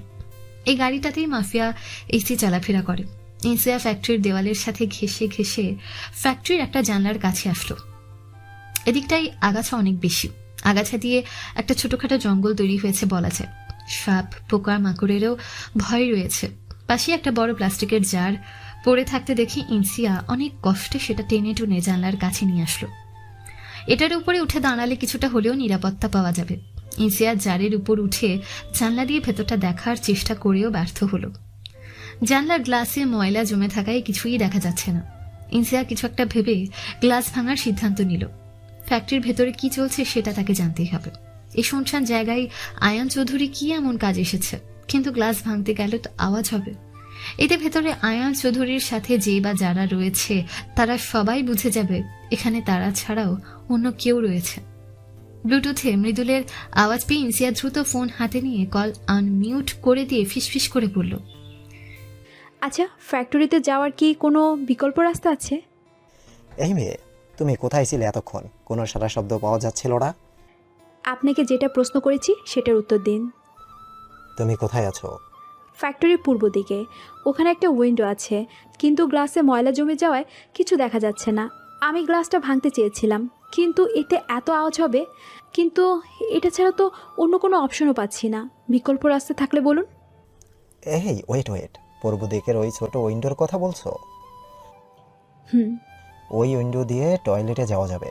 উইন্ডোর একটা সারে মরিচিকা ধরে বেসটা একদম লুজ হয়ে গেছে। একটু চেষ্টা করলে উইন্ডোটা খুলতে পারবে, কিন্তু সাবধানে। ওকে, থ্যাংক ইউ। বেশ অনেকক্ষণ চেষ্টা করার পর ইনসিয়া উইন্ডোটা খুলে ফেলতে সক্ষম হলো। এরপর সে অনেক কষ্টে উইন্ডো দিয়ে টয়লেটে প্রবেশ করলো। অতি সাবধানতার সাথে নিঃশব্দে ইনসিয়া টয়লেটের দরজা খুলে নিচু হয়ে ধীরে ধীরে একটা পিলারের পেছনে এসে দাঁড়ালো। এখান থেকে সবকিছু স্পষ্ট দেখা যাচ্ছে। মুখোমুখি দুটো সিঙ্গেল সোফায় আয়ান চৌধুরী ও অন্য একজন লোক বসে থেকে কিছু একটা নিয়ে আলোচনা করছে। আয়ান এখানে এসি রূপে রয়েছে। তাদের দুজনের পেছনের কয়েকজন কালো পোশাক পরিহিত গার্ড রিভলভার হাতে দাঁড়িয়ে আছে। একপাশে 7 জন মেয়ে মাথা নিচু করে দাঁড়িয়ে আছে। তাদের সবার শরীরেই ছোট ছোট পোশাক। ইনসা দাঁড়িয়ে থেকে সবটা ভালোভাবে বোঝার চেষ্টা করছে কি হচ্ছে এখানে। আয়ান বসা থেকে উঠে দাঁড়িয়ে মেয়েগুলোকে নিচ থেকে উপর পর্যন্ত ভালোভাবে পর্যবেক্ষণ করে নিল। এর পাশে মবিনকে ইশারা করতে সে একটা সুটকেস গ্লাস টেবিলের উপর রাখলো। আয়ান বসার পরে সুটকেসটা খুলে লোকটার দিকে এগিয়ে দিয়ে বলল, এখানে পুরো 4 লক্ষ টাকা আছে। মেয়েগুলিকে আমার ভালো লেগেছে, তাই অ্যামাউন্টটা আপনার ডিমান্ডের থেকেও বেশি দিলাম। তবে ভার্জিন মেয়ে হলে ডিলটা 1 মিলিয়নে কনভার্ট হতো। Your bad luck. লোকটা সুটকেসের মধ্যে থাকা এক প্যাটি টাকার বান্ডেল হাতে নিয়ে নাক দিয়ে ঘ্রাণ নিল। এই জন্যই আপনার সঙ্গে ডিল করতে ভালো লাগে। এসি প্রোডাক্ট পাওয়ার সঙ্গে সঙ্গে আপনি সব টাকা ক্লিয়ার করে দেন। এরকম ডিলার সচরাচর দেখা যায় না। প্রেসিডেন্ট নিজেও ডিলার থেকে মেয়ে নিয়ে এত তাড়াতাড়ি ক্যাশ পেমেন্ট করে না। সামনের মাসে প্রায় 50 জন মেয়ে লাগবে, সেটাও ভার্জিন। এটা তো ইম্পসিবল বস। এত কম সময়ে এতগুলো ভার্জিন মেয়ে কীভাবে প্রোভাইড করব? আয়ান একটা পেপার লোকটার দিকে এগিয়ে দিয়ে বলল, সেটা দেখার বিষয় আমার নয়। 50 জন ভার্জিন মেয়ে দিলে আমি 5.5 মিলিয়ন টাকা দিব। নাও ইউর চয়েস। টাকার অঙ্ক শুনে লোকটা কোনো কিছু না ভেবেই পেপারে সিগনেচার করে দিল। এটা দেখে আয়ান বাঁকা হাসি দিল। লোকটা সিগনেচার শেষ করে আয়ানের সঙ্গে হ্যান্ডশেক করার জন্য হাত বাড়িয়ে দিল। আয়ান মবিনকে ইশারা করতে সে বলল, মজ কারোর সঙ্গে হাত মেলান না। ও সরি। তাহলে ডিল পাক্কা। সামনের মাসের মধ্যে মেয়েগুলো ইম্পোর্ট করে দেব। নিজের কথা শেষ করে গ্লাসে থাকা বিয়ারে শেষ চুমুক দিল সেই দালাল লোকটা। আয়ানের কথায় মবিন মেয়েগুলোকে নিয়ে ফ্যাক্টরির একটা রুমে চলে গেল। মেয়েদের এমন অসহায় অবস্থা দেখে অনেক খারাপ লাগছে ইনসিয়ার। আয়ান চৌধুরী যে মেয়ে ব্যবসার সাথে জড়িত সেটা কল্পনাও করতে পারেনি সে। এই লোক এতটা খারাপ হতে পারে সেটা তার ধারণারও বাইরে ছিল। ঘৃণায় আয়ানের উপর থেকে সকল ভালোবাসা যেন নিমেষে ফিকে হয়ে যাচ্ছে ইনসিয়ার নীরবে চোখের পানি ফেলছে আর আয়ানের কর্মকাণ্ড দেখছে। আয়ান চৌধুরীর সঙ্গে আরও কিছুক্ষণ কথাবার্তা বলে সেই লোকটা বিদায় নিয়ে চলে গেল। লোকটা চলে যেতেই আয়ান একটা সিগারেট ধরিয়ে টানতে শুরু করলো। সেই সাথে মদ্যপান তো রয়েছে। বিয়ারের বোতলটা শেষ করেই সেটা ছুঁড়ে ফেলে দিল আয়ান। এরপর সে নিজের আন্ডারে থাকা ছেলেদের মধ্যকার একজনকে বলল, is my punching bag ready? কয়েকজন ছেলে ধরাধরি করে একটা বড় পাঞ্চিং ব্যাগ আংটার সাথে ঝুলিয়ে দিল। আয়ানের ইশারায় ছেলেগুলো সবাই চলে যেতে আয়ান নিজের শার্ট ব্লেজার খুলে হাতে গ্লাভস পরে নিল। এরপর সে একের পর এক পাঞ্চ দিতে শুরু করলো পাঞ্চিং ব্যাগে। আয়ানের চেহারা ও তার পাঞ্চ করার গতি দেখে স্পষ্ট বোঝা যাচ্ছে সে কোনো বিষয় অনেক বেশি রেগে আছে। যে রাগগুলো সে প্রকাশ করছে পাঞ্চিং ব্যাগের উপর। এদিকে আয়ানের এই রূপটা সহ্য করতে না পেরে মানসিকভাবে একদমই ভেঙে পড়েছে ইনসিয়া। সে পিলারের সাথে হেলান দিয়ে বসে নীরবে চোখের পানি ফেলছে। প্রায় আধ ঘন্টা পর আয়ান চৌধুরীর চিৎকারে হুঁশিয়ে আসলো ইনসিয়া। সে আবার উঠে দাঁড়িয়ে আড়ালে দাঁড়ালো। প্রায় আধা ঘন্টা যাবৎ এক নাগারে পাঞ্চিং ব্যাগে প্যাঞ্চ করার ফলে অনেকটা ক্লান্ত হয়ে গেছে আয়ান চৌধুরী। ফর্সা মুখশ্রীটা কেমন হালকা লালচে বর্ণ ধারণ করেছে। আয়ানের ডাকে মবিন সেখানে চলে আসলো। সে আয়ানের এই অবস্থা দেখে অন্য ছেলেদেরকেও ডেকে আনলো। মবিন একটা সাদা তোয়ালে আয়ানের হাতে দিয়ে বলল, স্যার। আয়ান তোয়ালিটা হাতে নিয়ে নিজের শরীরের ঘামগুলো মুছতে শুরু করলো। সে হাত দিয়ে ইশারা করতে কয়েকজন ধরাধরি করে পাঞ্চিং ব্যাগটা নিচে নামিয়ে আনলো। এরপর সেটার মুখ খুলে দিতেই বিমর্ষ অবস্থায় একজন লোকের মাথা বেরিয়ে আসলো। মবিন লোকটাকে চেনে টুনে বের করতে আয়ান বলল, এই শুয়োরের বাচ্চাকে ডাস্টবিনে ফেলে দিয়ে আয়। সবকিছু আমাকে বলে দিতে হবে? আমাকে স্কচ টেপ লাগিয়ে হাত পা বেঁধে ফেলে আয়। মবিন, এদের ট্রেনিং খুব কাছে হচ্ছে। নেক্সট টাইম এর পুনরাবৃত্তি হলে এদের পাশাপাশি ট্রেনের লাশও ফেলে দেবে। আয়ানের কথা শুনে সকলেই ভয় পেয়ে গেল। মবিনের কথাই তিনজন লোকটাকে টেনে টেনে অন্যদিকে নিয়ে গেল। বস, মেয়েগুলোকে কি পাঠিয়ে দিব? ওদেরকে চামিলে বাইর কোঠিতে পাঠিয়ে দে আপাতত, আর বাকিগুলোকে আমার রুমে পাঠিয়ে দিস। ওদের সাথে পার্সোনালি কাজ আছে আমার। শেষের কথাটা রহস্যজনক বাঁকা হাসি দিয়ে বলল আয়ান। মবিন কয়েকজনকে তাদের কাজ বুঝিয়ে দিয়ে একটা রুমে চলে গেল। এরপর সে আয়ানের পোশাক এনে দিলে আয়ান চৌধুরী সেগুলো পরে নিল। মেয়েগুলোকে সব বুঝিয়ে দিয়ে আমার রুমে পাঠাবে। আমার রুমে এসে যেন কোনো রকম পায়তারা না করে। জি স্যার। নিজের কথাগুলো শেষ করে আয়ান চৌধুরী নিজের ব্লেজারের বোতাম লাগাতে লাগাতে ফ্যাক্টরি থেকে বেরিয়ে গেল। আয়ান চলে যেতে মবিন দুজন ছেলেকে নিয়ে ফ্লোরে পড়ে থাকা রক্তগুলো পরিষ্কার করতে লেগে গেল। চোখের সামনে এসব কিছু দেখে মাথা ঘুরছে ইনসিয়ার। স্বচোখে এত ভয়ানক দৃশ্য দেখতে হবে সেটা সে দুঃস্বপ্নেও কখনো ভাবেনি। আয়ান চৌধুরী এতটা নৃশংস কিভাবে হতে পারে? একজন জীবিত মানুষকে পাঞ্চিং ব্যাগ বানিয়ে এভাবে নির্দয়ের মতন আঘাত করা, আর যাই হোক, কোনো সুস্থ স্বাভাবিক মানুষের কাজ হতে পারে না। আয়ান চৌধুরী আসলে একজন টক্সিক পার্সন, একজন বিশাল বড় সাইকো। না, এখানে এভাবে সময় নষ্ট করলে চলবে না। আয়ান চৌধুরীর লোকেরা যদি ইনসিয়াকে দেখে নেয় তাহলে বিপদ। তারা তো সব পরিষ্কার করতে ব্যস্ত, যে কোনো মুহূর্তে এদিকেও চলে আসতে পারে।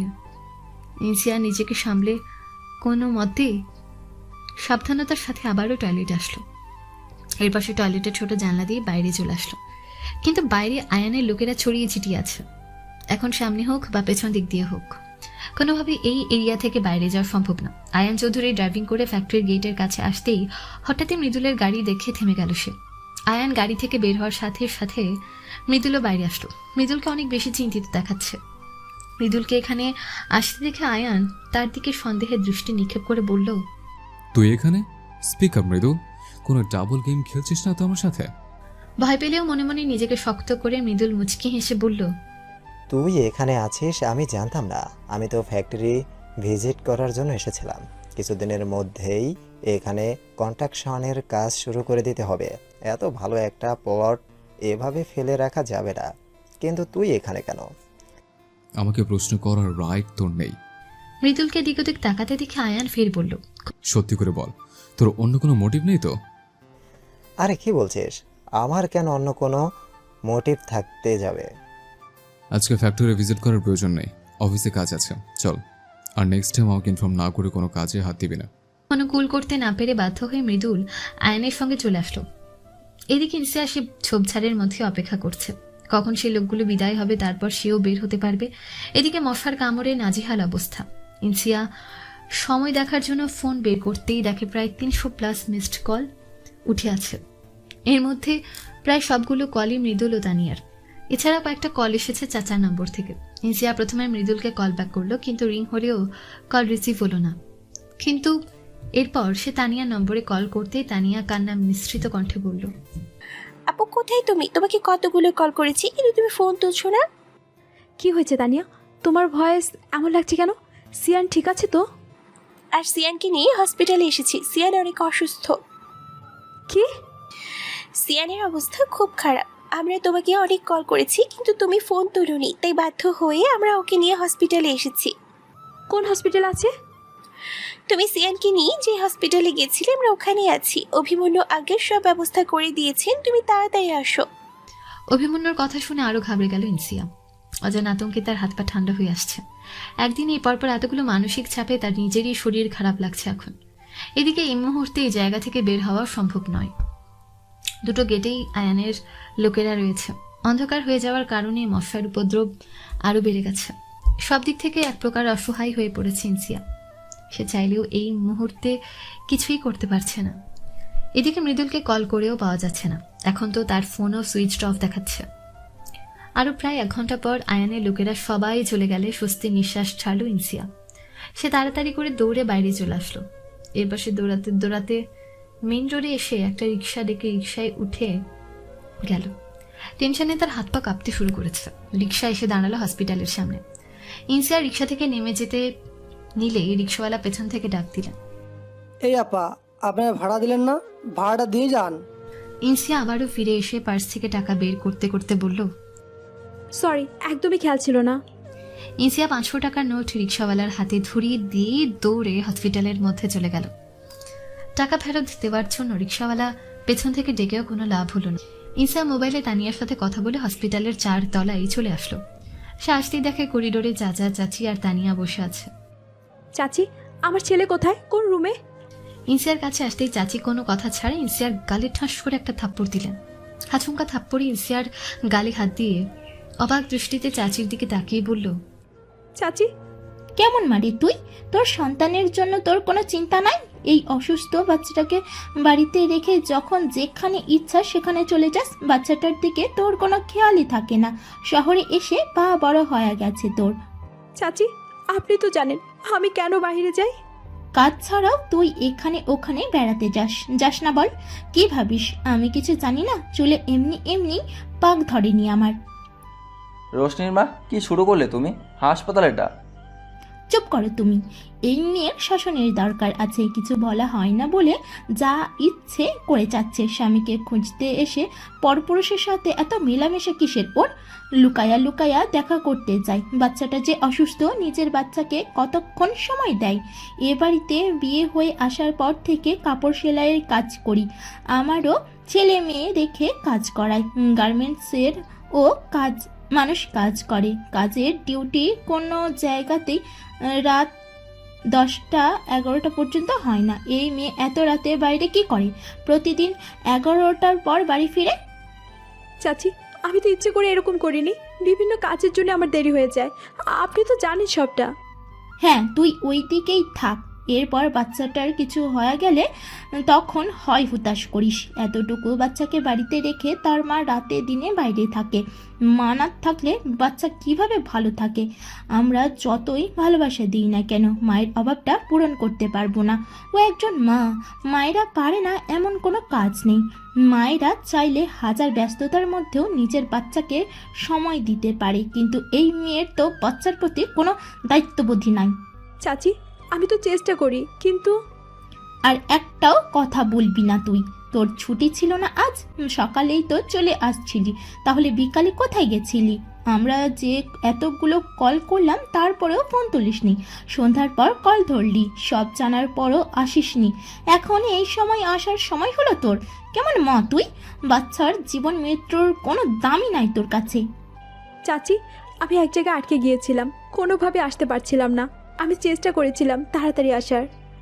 শুধু তো আজকে না, এর আগেও একদিন এই কাজ করছিলি তুই। পরে পাড়ার একটা ভাই এসে বলল তোকে নাকি রেস্টুরেন্টে একটা ছেলের সাথে দেখেছে। স্বামীকে খোঁজার নাম করে এইসব করছিস এখন? বা থামো তুমি। হাসপাতালে এত চিলাচিলি করলে সবাই বিরক্ত হবে। একজন নার্স এসে অলরেডি বলে গেল একবার। শান্ত হও তুমি। এই সময় মেয়েটাকে এভাবে বকাঝকা করে কোনো লাভ হবে না। মেয়েটার দিকেও তাকাও একবার, ওর উপর দিয়েও তো কম ধকল যাচ্ছে না। আমার সিয়ান কোথায় চাচা? বলুন না, ও কেমন আছে এখন? আপু আমার সাথে এসো। সিয়ানের স্লাইন চলছে। অভিমন্যু ভাইয়া ব্লাড ব্যাংকে গেছে। এখনকার blood bank AB negative blood নেই। কোন ডক্টর দেখেছে ওকে? ডাক্তার আফরোজা এসেই দেখে গেছেন। তুমি তো ওনার থেকেই চিকিৎসা নিচ্ছ সিয়ানের।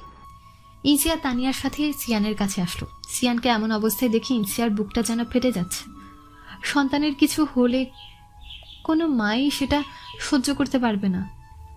ইনসিয়ার ক্ষেত্রেও ব্যতিক্রম নয়। সেও তো একজন মা। নিজের সন্তানকে হাসপাতালের বিছানায় পড়ে থাকতে দেখে তারও বুকের ভেতরটা যেন দুমড়ে মুচড়ে যাচ্ছে। তানিয়া ইনসিয়ার কাঁধে হাত রেখে বলল, চিন্তা করো আপু, সিয়ান ঠিক হয়ে যাবে। ইনসিয়া কোনো কথা না বলে সিয়ানের পাশে বসল। সিয়ান এখন ঘুমন্ত অবস্থায় আছে। ইনসিয়া সিয়ানের হাতটা ধরে চোখের পানি ফেলছে। হঠাৎই সে খেয়াল করে দেখলো সিয়ানের স্যালাইন অনেকটা ফার্স্ট চলছে। ইনসিয়া সেটা নর্মাল মুডে মডিফাই করতে করতে বলল, তানিয়া, আমার ছেলের স্লাইন কে করেছে? ওই যে ওই নার্সটা। তানিয়ার ইশারা মোতাবেক ইনসিয়া সেদিকে তাকিয়ে দেখে একজন নার্স অন্য একটা রোগীর হাতে ক্যানোলা করছে। ইনসিয়া রেগে গিয়ে বলল, এই যে আপু, এদিকে এসো। পেশেন্টের কেয়ার করার সময় তোমার মনোযোগ কোথায় থাকে বলো তো? আমার ছেলের ড্রপস লাইন এত ফাস্ট দিয়েছো কেন? এইটুকু কমন সেন্স নেই? একটা 1 বছর বয়সী বাচ্চার স্লাইন সর্বনিম্ন কেমন মুডে রাখতে হয়? ইনসিয়ার কথা শুনে নার্সটাও রেগে গিয়ে বলল, আপনি কি এসবের বুঝেন? যেটা সঠিক আমি সেটাই করেছি। মিনিটে 30 ফোঁটা করে স্লাইন যাবে। আপনি কার অনুমতি নিয়ে এটা স্লো করে দিলেন? পরে কোনো সমস্যা হলে তো আমাদেরই দোষ হবে। দেখি সরুন। নার্সটা সিয়ানের স্যালাইনের নলটা ধরতে গেলে ইনসিয়া তার হাত ধরে বাধা দিল। নার্সের নাম প্লেটে রাখা নাম দেখে সে বলল, মিস সাদিয়া, তুমি কি নতুন ইন্টার্নি করছো? ভালো এক্সপিরিয়েন্স না থাকলে একা একা কোনো সিরিয়াস পেশেন্টের কাজ করা ঠিক না। এরপর থেকে তুমি অভিজ্ঞ কোনো নার্সকে নিজের সাথে রেখে তারপর কাজ করবে। তা না হলে তোমার এই ভুলগুলোর কারণে পেশেন্টের গুরুতর ক্ষতি হয়ে যেতে পারে।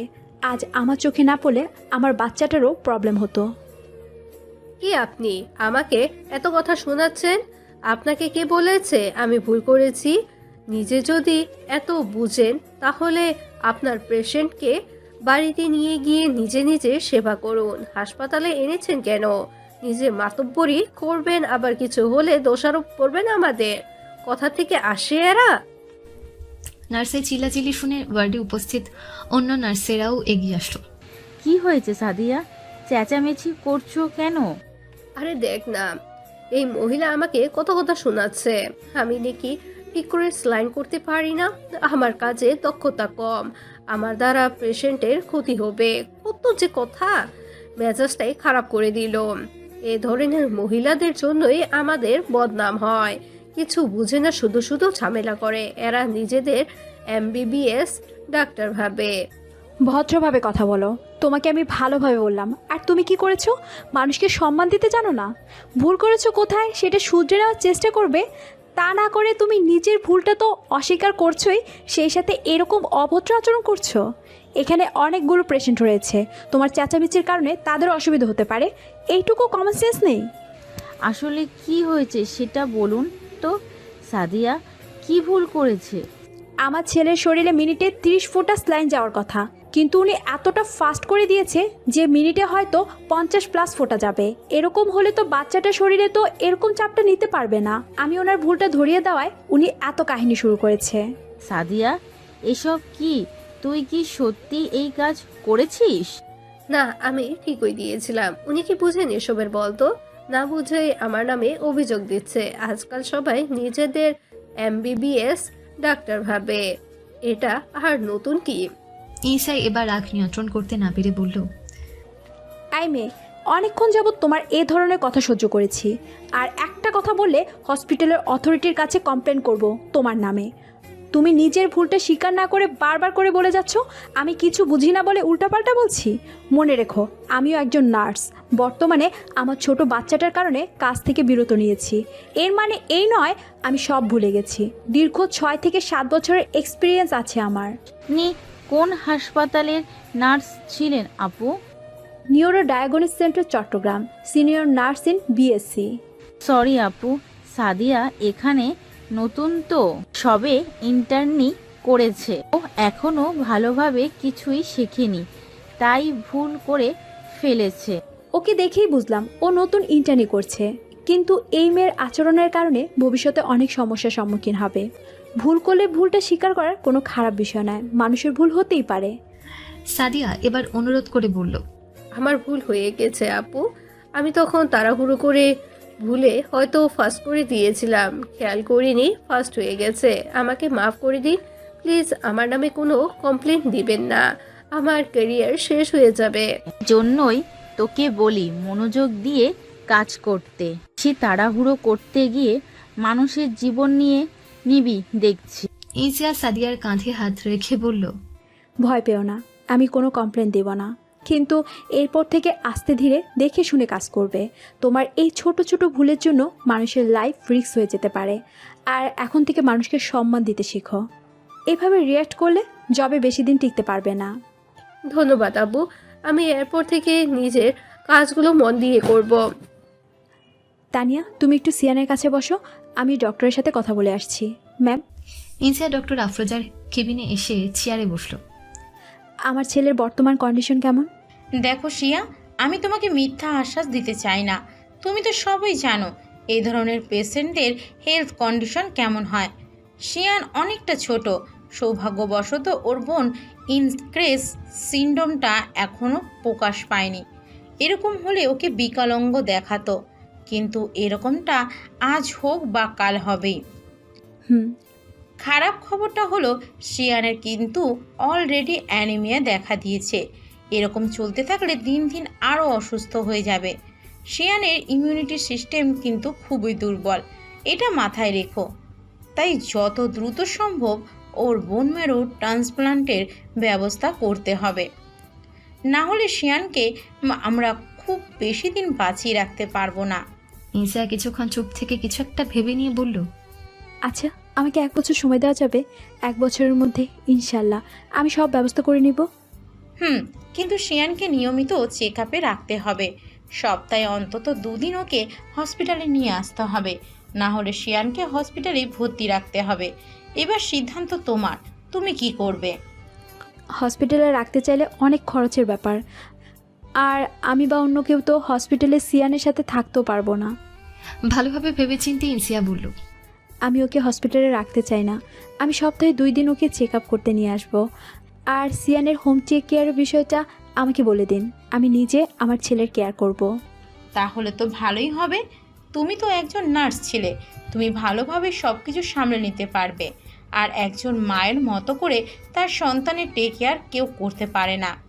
তবে ওর যেহেতু অ্যানিমিয়া সিনড্রোমটা দেখা দিয়েছে, এটা যে কোনো মুহূর্তে সিরিয়াস কন্ডিশনে যেতে পারে। ছোট বাচ্চাদের জন্য এটা খুবই খারাপ। মাঝে মধ্যে হয়তো ব্লাড দিতে হতে পারে, তাই ব্লাড ডোনার রেডি রাখবে। আজকে ইমার্জেন্সি 1 ব্যাগ ব্লাড প্রয়োজন। ব্লাড কি ম্যানেজ হয়েছে? না, তবে আমি খুব তাড়াতাড়ি ব্লাড ম্যানেজ করে নিব। ডাক্তারের সাথে আরও কিছুক্ষণ কথা বলে সবকিছু বুঝে নিয়ে ইনসিয়া বাইরে চলে আসলো। সে বাইরে আসতেই দেখে মৃদুল চাচা চাচির সাথে কথা বলছে। মৃদুলকে এখানে দেখার পর অবাক হলো ইনসিয়া। সে এগিয়ে এসে বলল, আপনি এখানে? তুই ওনাকে চিনিস? কে এই ছেলে? আপনার জামাইয়ের বন্ধু, উনি মৃদুল স্যার। কি হলো স্যার, আপনি এখানে কেন বললেন না? তোমার জন্যই এসেছি। তুমি ঠিক আছে তো? আমি ঠিক আছি। থ্যাংক গড, তোমার জন্য টেনশনে আমার জীবন চলে যাচ্ছিল। ইনসিয়া চাচা চাচির দিকে একবার তাকিয়ে মৃদুলের উদ্দেশ্যে বলল, চলুন সাইডে গিয়ে কথা বলি। চাচি, আমি একটু আসছি। ইনসিয়া মৃদুলের সাথে অন্যদিকে আসার পর মৃদুল রাগী স্বরে বলল, তোমাকে কি বলেছিলাম আমি? তোমাকে বলিনি আমার সাথে কলে কন্ট্যাক্ট থাকতে? কোনো বিপদ হলে এতে করে আমি সেভ করতে পারবো। কিন্তু তুমি কি করেছো? শুরু থেকেই কল মিউট করে রেখে দিয়েছো, তারপর তো কলটাই কেটে দিলে। টেনশনে আমার এই পরাণ যায় যায় অবস্থা। আমি ভেবেছিলাম তুমি ধরা পড়ে গেছো। কাজ ফেলে দ্রুত সেখানে গেলাম, কিন্তু দুর্ভাগ্যক্রমে আয়ানের সামনেই পড়তে হলো। আমি দেখছিলাম আপনাকে। আমি তখন ফ্যাক্টরির পূর্ব দিকে ঝোপঝাড়ের মধ্যে লুকিয়েছিলাম। পরে আমি আপনাকে কল ব্যাক করেছিলাম, কিন্তু আপনি রিসিভ করেননি। তারপর তো ফোনটা বন্ধ করে ফেললেন। একেই বলে মেয়ে মানুষ। যতই নিজেকে চালাক দেখানোর চেষ্টা করো না কেন, বুদ্ধিটা হাতুর নিচেই থাকে। মুখ সামলে কথা বলুন। এতটুকু কমন সেন্স নেই? আমি আয়ানের সাথে আছি। ওখানে যাওয়ার কারণে আয়ান তো আমাকেই সন্দেহ করেছিল। আমি যদি তখন ফোন রিসিভ করতাম তাহলে আমরা দুজনেই ফেসে যেতাম। বাধ্য হয়ে ফোন সুইচ অফ করে দিয়েছি। পরবর্তীতে তোমাকে অনেক কল করেছি, কিন্তু তোমাকে পাচ্ছিলাম না। অ্যাট লাস্ট লোকেশন ট্র্যাক করে এই হসপিটালে আসলাম। ভয় পেয়ে গিয়েছিলাম তোমার কিছু হয়ে গেল কি না। ফোন সাইলেন্ট ছিল, তাই বুঝতে পারিনি। আর আমি নিজের জন্য নয়, আমার ছেলের জন্য হসপিটালে এসেছি। কি হয়েছে ওর? হঠাৎ করে সিয়ানের শরীর খারাপ হয়ে যায়। চাচা চাচি ওকে নিয়ে হসপিটালে এসেছে। আমি কিছুক্ষণ আগে আসলাম। দিন দিন ওর হেলথ কন্ডিশন আরও খারাপ হয়ে যাচ্ছে। আমাকে সিয়ানের কাছে নিয়ে চলো। আসুন। মৃদুল ইন্সিয়ার সাথে সিয়ানের কাছে আসলো। ইতোমধ্যে সিয়ানেরও জ্ঞান ফিরেছে। জ্ঞান ফেরার পর থেকেই সে কান্না করছে।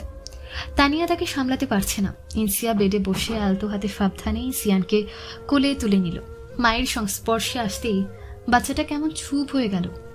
সিয়ান অন্য হাত দিয়ে ইন্সিয়ার মুখটা নেড়ে চেড়ে দেখছে আর হাসছে। সিয়ানের চেহারা দেখে অবাক হলো মৃদুল। সিয়ান তো দেখছি পুরোই আয়ান ছাড়ের মতো হয়েছে। চেহারায় কত মিল। জেনেটিক কারণে বাবা মায়ের সাথে সন্তানের চেহারা মিল হবে, স্বাভাবিক। আপনার মনে এখনো সন্দেহ ছিল নাকি? তানিয়া, ওনাকে রিপোর্টটা দেখো তো। তানিয়া ইনসিয়ার কথা বুঝতে পেরে ডিএনএ টেস্টের রিপোর্টটা মৃদুলের হাতে দিল। মৃদুল সেটা খুলে দেখার পর ইনসিয়ার দিকে তাকালো। আর কোনো সন্দেহ বা প্রশ্ন আছে আপনার? আমি একটু ওকে কোলে নিতে পারি? অবশ্যই, কিন্তু সাবধানে। স্লাইন চলছে তো। মৃদুল সাবধানে সিয়ানকে কোলে নিল, কিন্তু অপরিচিত কারোর কাছে গিয়ে বাচ্চাটা আবারও কাঁদতে শুরু করলো। ও কাঁদছে কেন? ইনসিয়া মৃদুলের থেকে আবারও সিয়ানকে কোলে নিয়ে বলল, কি বোকার মতো প্রশ্ন! অপরিচিত মানুষের কাছে গেলে কাঁদবে না? সিয়ান অপরিচিত মানুষের কাছে যেতে চায় না, আর মেয়েদের সংস্পর্শ তো একদমই নিতে পারে না। কামড়ে দেয়, নয়তো খামচি দেয়। আচরণটাও আয়ানের মতো। আয়ানও মেয়েদের সংস্পর্শ পছন্দ করাটা। মৃদুলের কথা শুনে ইনসিয়া তাচ্ছিল্যের হাসি দিয়ে বলল, jokes of the year. Ion Chowdhury সম্পর্কে এত বড় মিথ্যা কথা না বললেও হবে। উনি যে কেমন মানুষ সেটা আমি খুব ভালো করে বুঝে গেছি। আমি ওনাকে কখনো আমার ছেলের ছায়াও পাড়াতে দিব না। কি বলছো তুমি এসব? প্লিজ ওনার বিষয়ে কোনো কথা বলবেন না, অসহ্য লাগছে আমার। তুমি শিয়ানকে এখানে কেন রেখেছো? এখানে আরও অনেক পেশেন্ট আছে, ভাইরাস ছড়াতে পারে। কেবিনে নেওয়া উচিত। কেবিন বুক করতে টাকা লাগবে। আমার কাছে এই মুহূর্তে এত টাকা নেই। কেবিন বুক করতে গেলে ব্লাড কিনতে পারবো না। তুমি টাকার চিন্তা কেন করছো? শিয়ানের বাবা একজন বিলিয়নিয়ার। যখন যত টাকা লাগবে তুমি আমাকে বলো, আমি পাঠিয়ে দেব। সরি, আমি কোনো হারাম টাকা চাই না। আয়ানের মেমোরি ফিরে আসার পর যদি ও জানতে পারে তোমাদের এই সিচুয়েশনেও আমি কোনো হেল্প করিনি, তাহলে আমিও বিপদে পড়ব। আশা করি তুমি এটা চাও না। ওনার যত টাকা আছে সবটাই অবৈধ, চোরাবাজারির। এসব হারাম টাকার অংশীদার আমি নিজেও হব না, আর না আমার সন্তানকে হতে দিব। ওদের এত কথা কাটাকাটিতে বিরক্ত হয়ে পাশের বেদে থাকা একজন মহিলা বললেন, একজন রোগীর সাথে এতজন এসে ভিড় করছেন, আবার আসার পর থেকে কথা বলেই যাচ্ছেন। আপনাদের জন্য ঘুমাতে প্রবলেম হচ্ছে আমাদের। কথা বলার হলে বাইরে গিয়ে কথা বলুন, যত সব। মহিলাটার কথা শুনে মৃদুল রেগে কিছু বলতে যাবে, তখনই ইনসিয়া তাকে আটকে দিয়ে বলল, ওরা ভুল কিছু বলেনি। রাত তো কম হলো না, ওদেরও ঘুমাতে হবে। দয়া করে এখানে আর কথা বাড়াবেন না। এরই মধ্যে তানিয়া বাইরে থেকে এসে বলল, আপু, অভিমন্যু ভাইয়া এসেছে। তুমি সিয়ানের কাছে থাকো, আমি ওনার সাথে কথা বলে আসি। ইনসিয়া তানিয়ার কোলে সিয়ানকে দিয়ে বাইরে আসলো। ওর পিছু পিছু মৃদুলও চলে আসলো। ইনসিয়া বাইরে আসতেই অভিমন্যু এগিয়ে এসে বলল, আমি আশেপাশের বেশ কয়েকটা ব্লাড ব্যাংকে গিয়ে চেক করেছি, কোথাও এবি নেগেটিভ ব্লাড নেই। আপনাকে অসংখ্য ধন্যবাদ আবারও আমাদের হেল্প করার জন্য। আপনাকে আর কষ্ট করতে হবে না, আমি দেখছি কি করা যায়। সিয়া, এমার্জেন্সি ব্লাড দরকার। তুমি বুঝতে পারছো না বিষয়টা? সিয়ানের অ্যানিমিয়া দেখা দিয়েছে। এখন ব্লাড না দিলে বড়সড় প্রবলেম হয়ে যাবে। আমাদের পার্সোনাল ঝামেলাটা পরে দেখা যাবে, আগে নিজের সন্তানকে তো বাঁচাও। কোনো কিছু বুঝতে না পেরে মৃদুল অভিমন্যুকে প্রশ্ন করলো, কি হয়েছে বিষয়টা ক্লিয়ারলি বলুন তো। আপনি?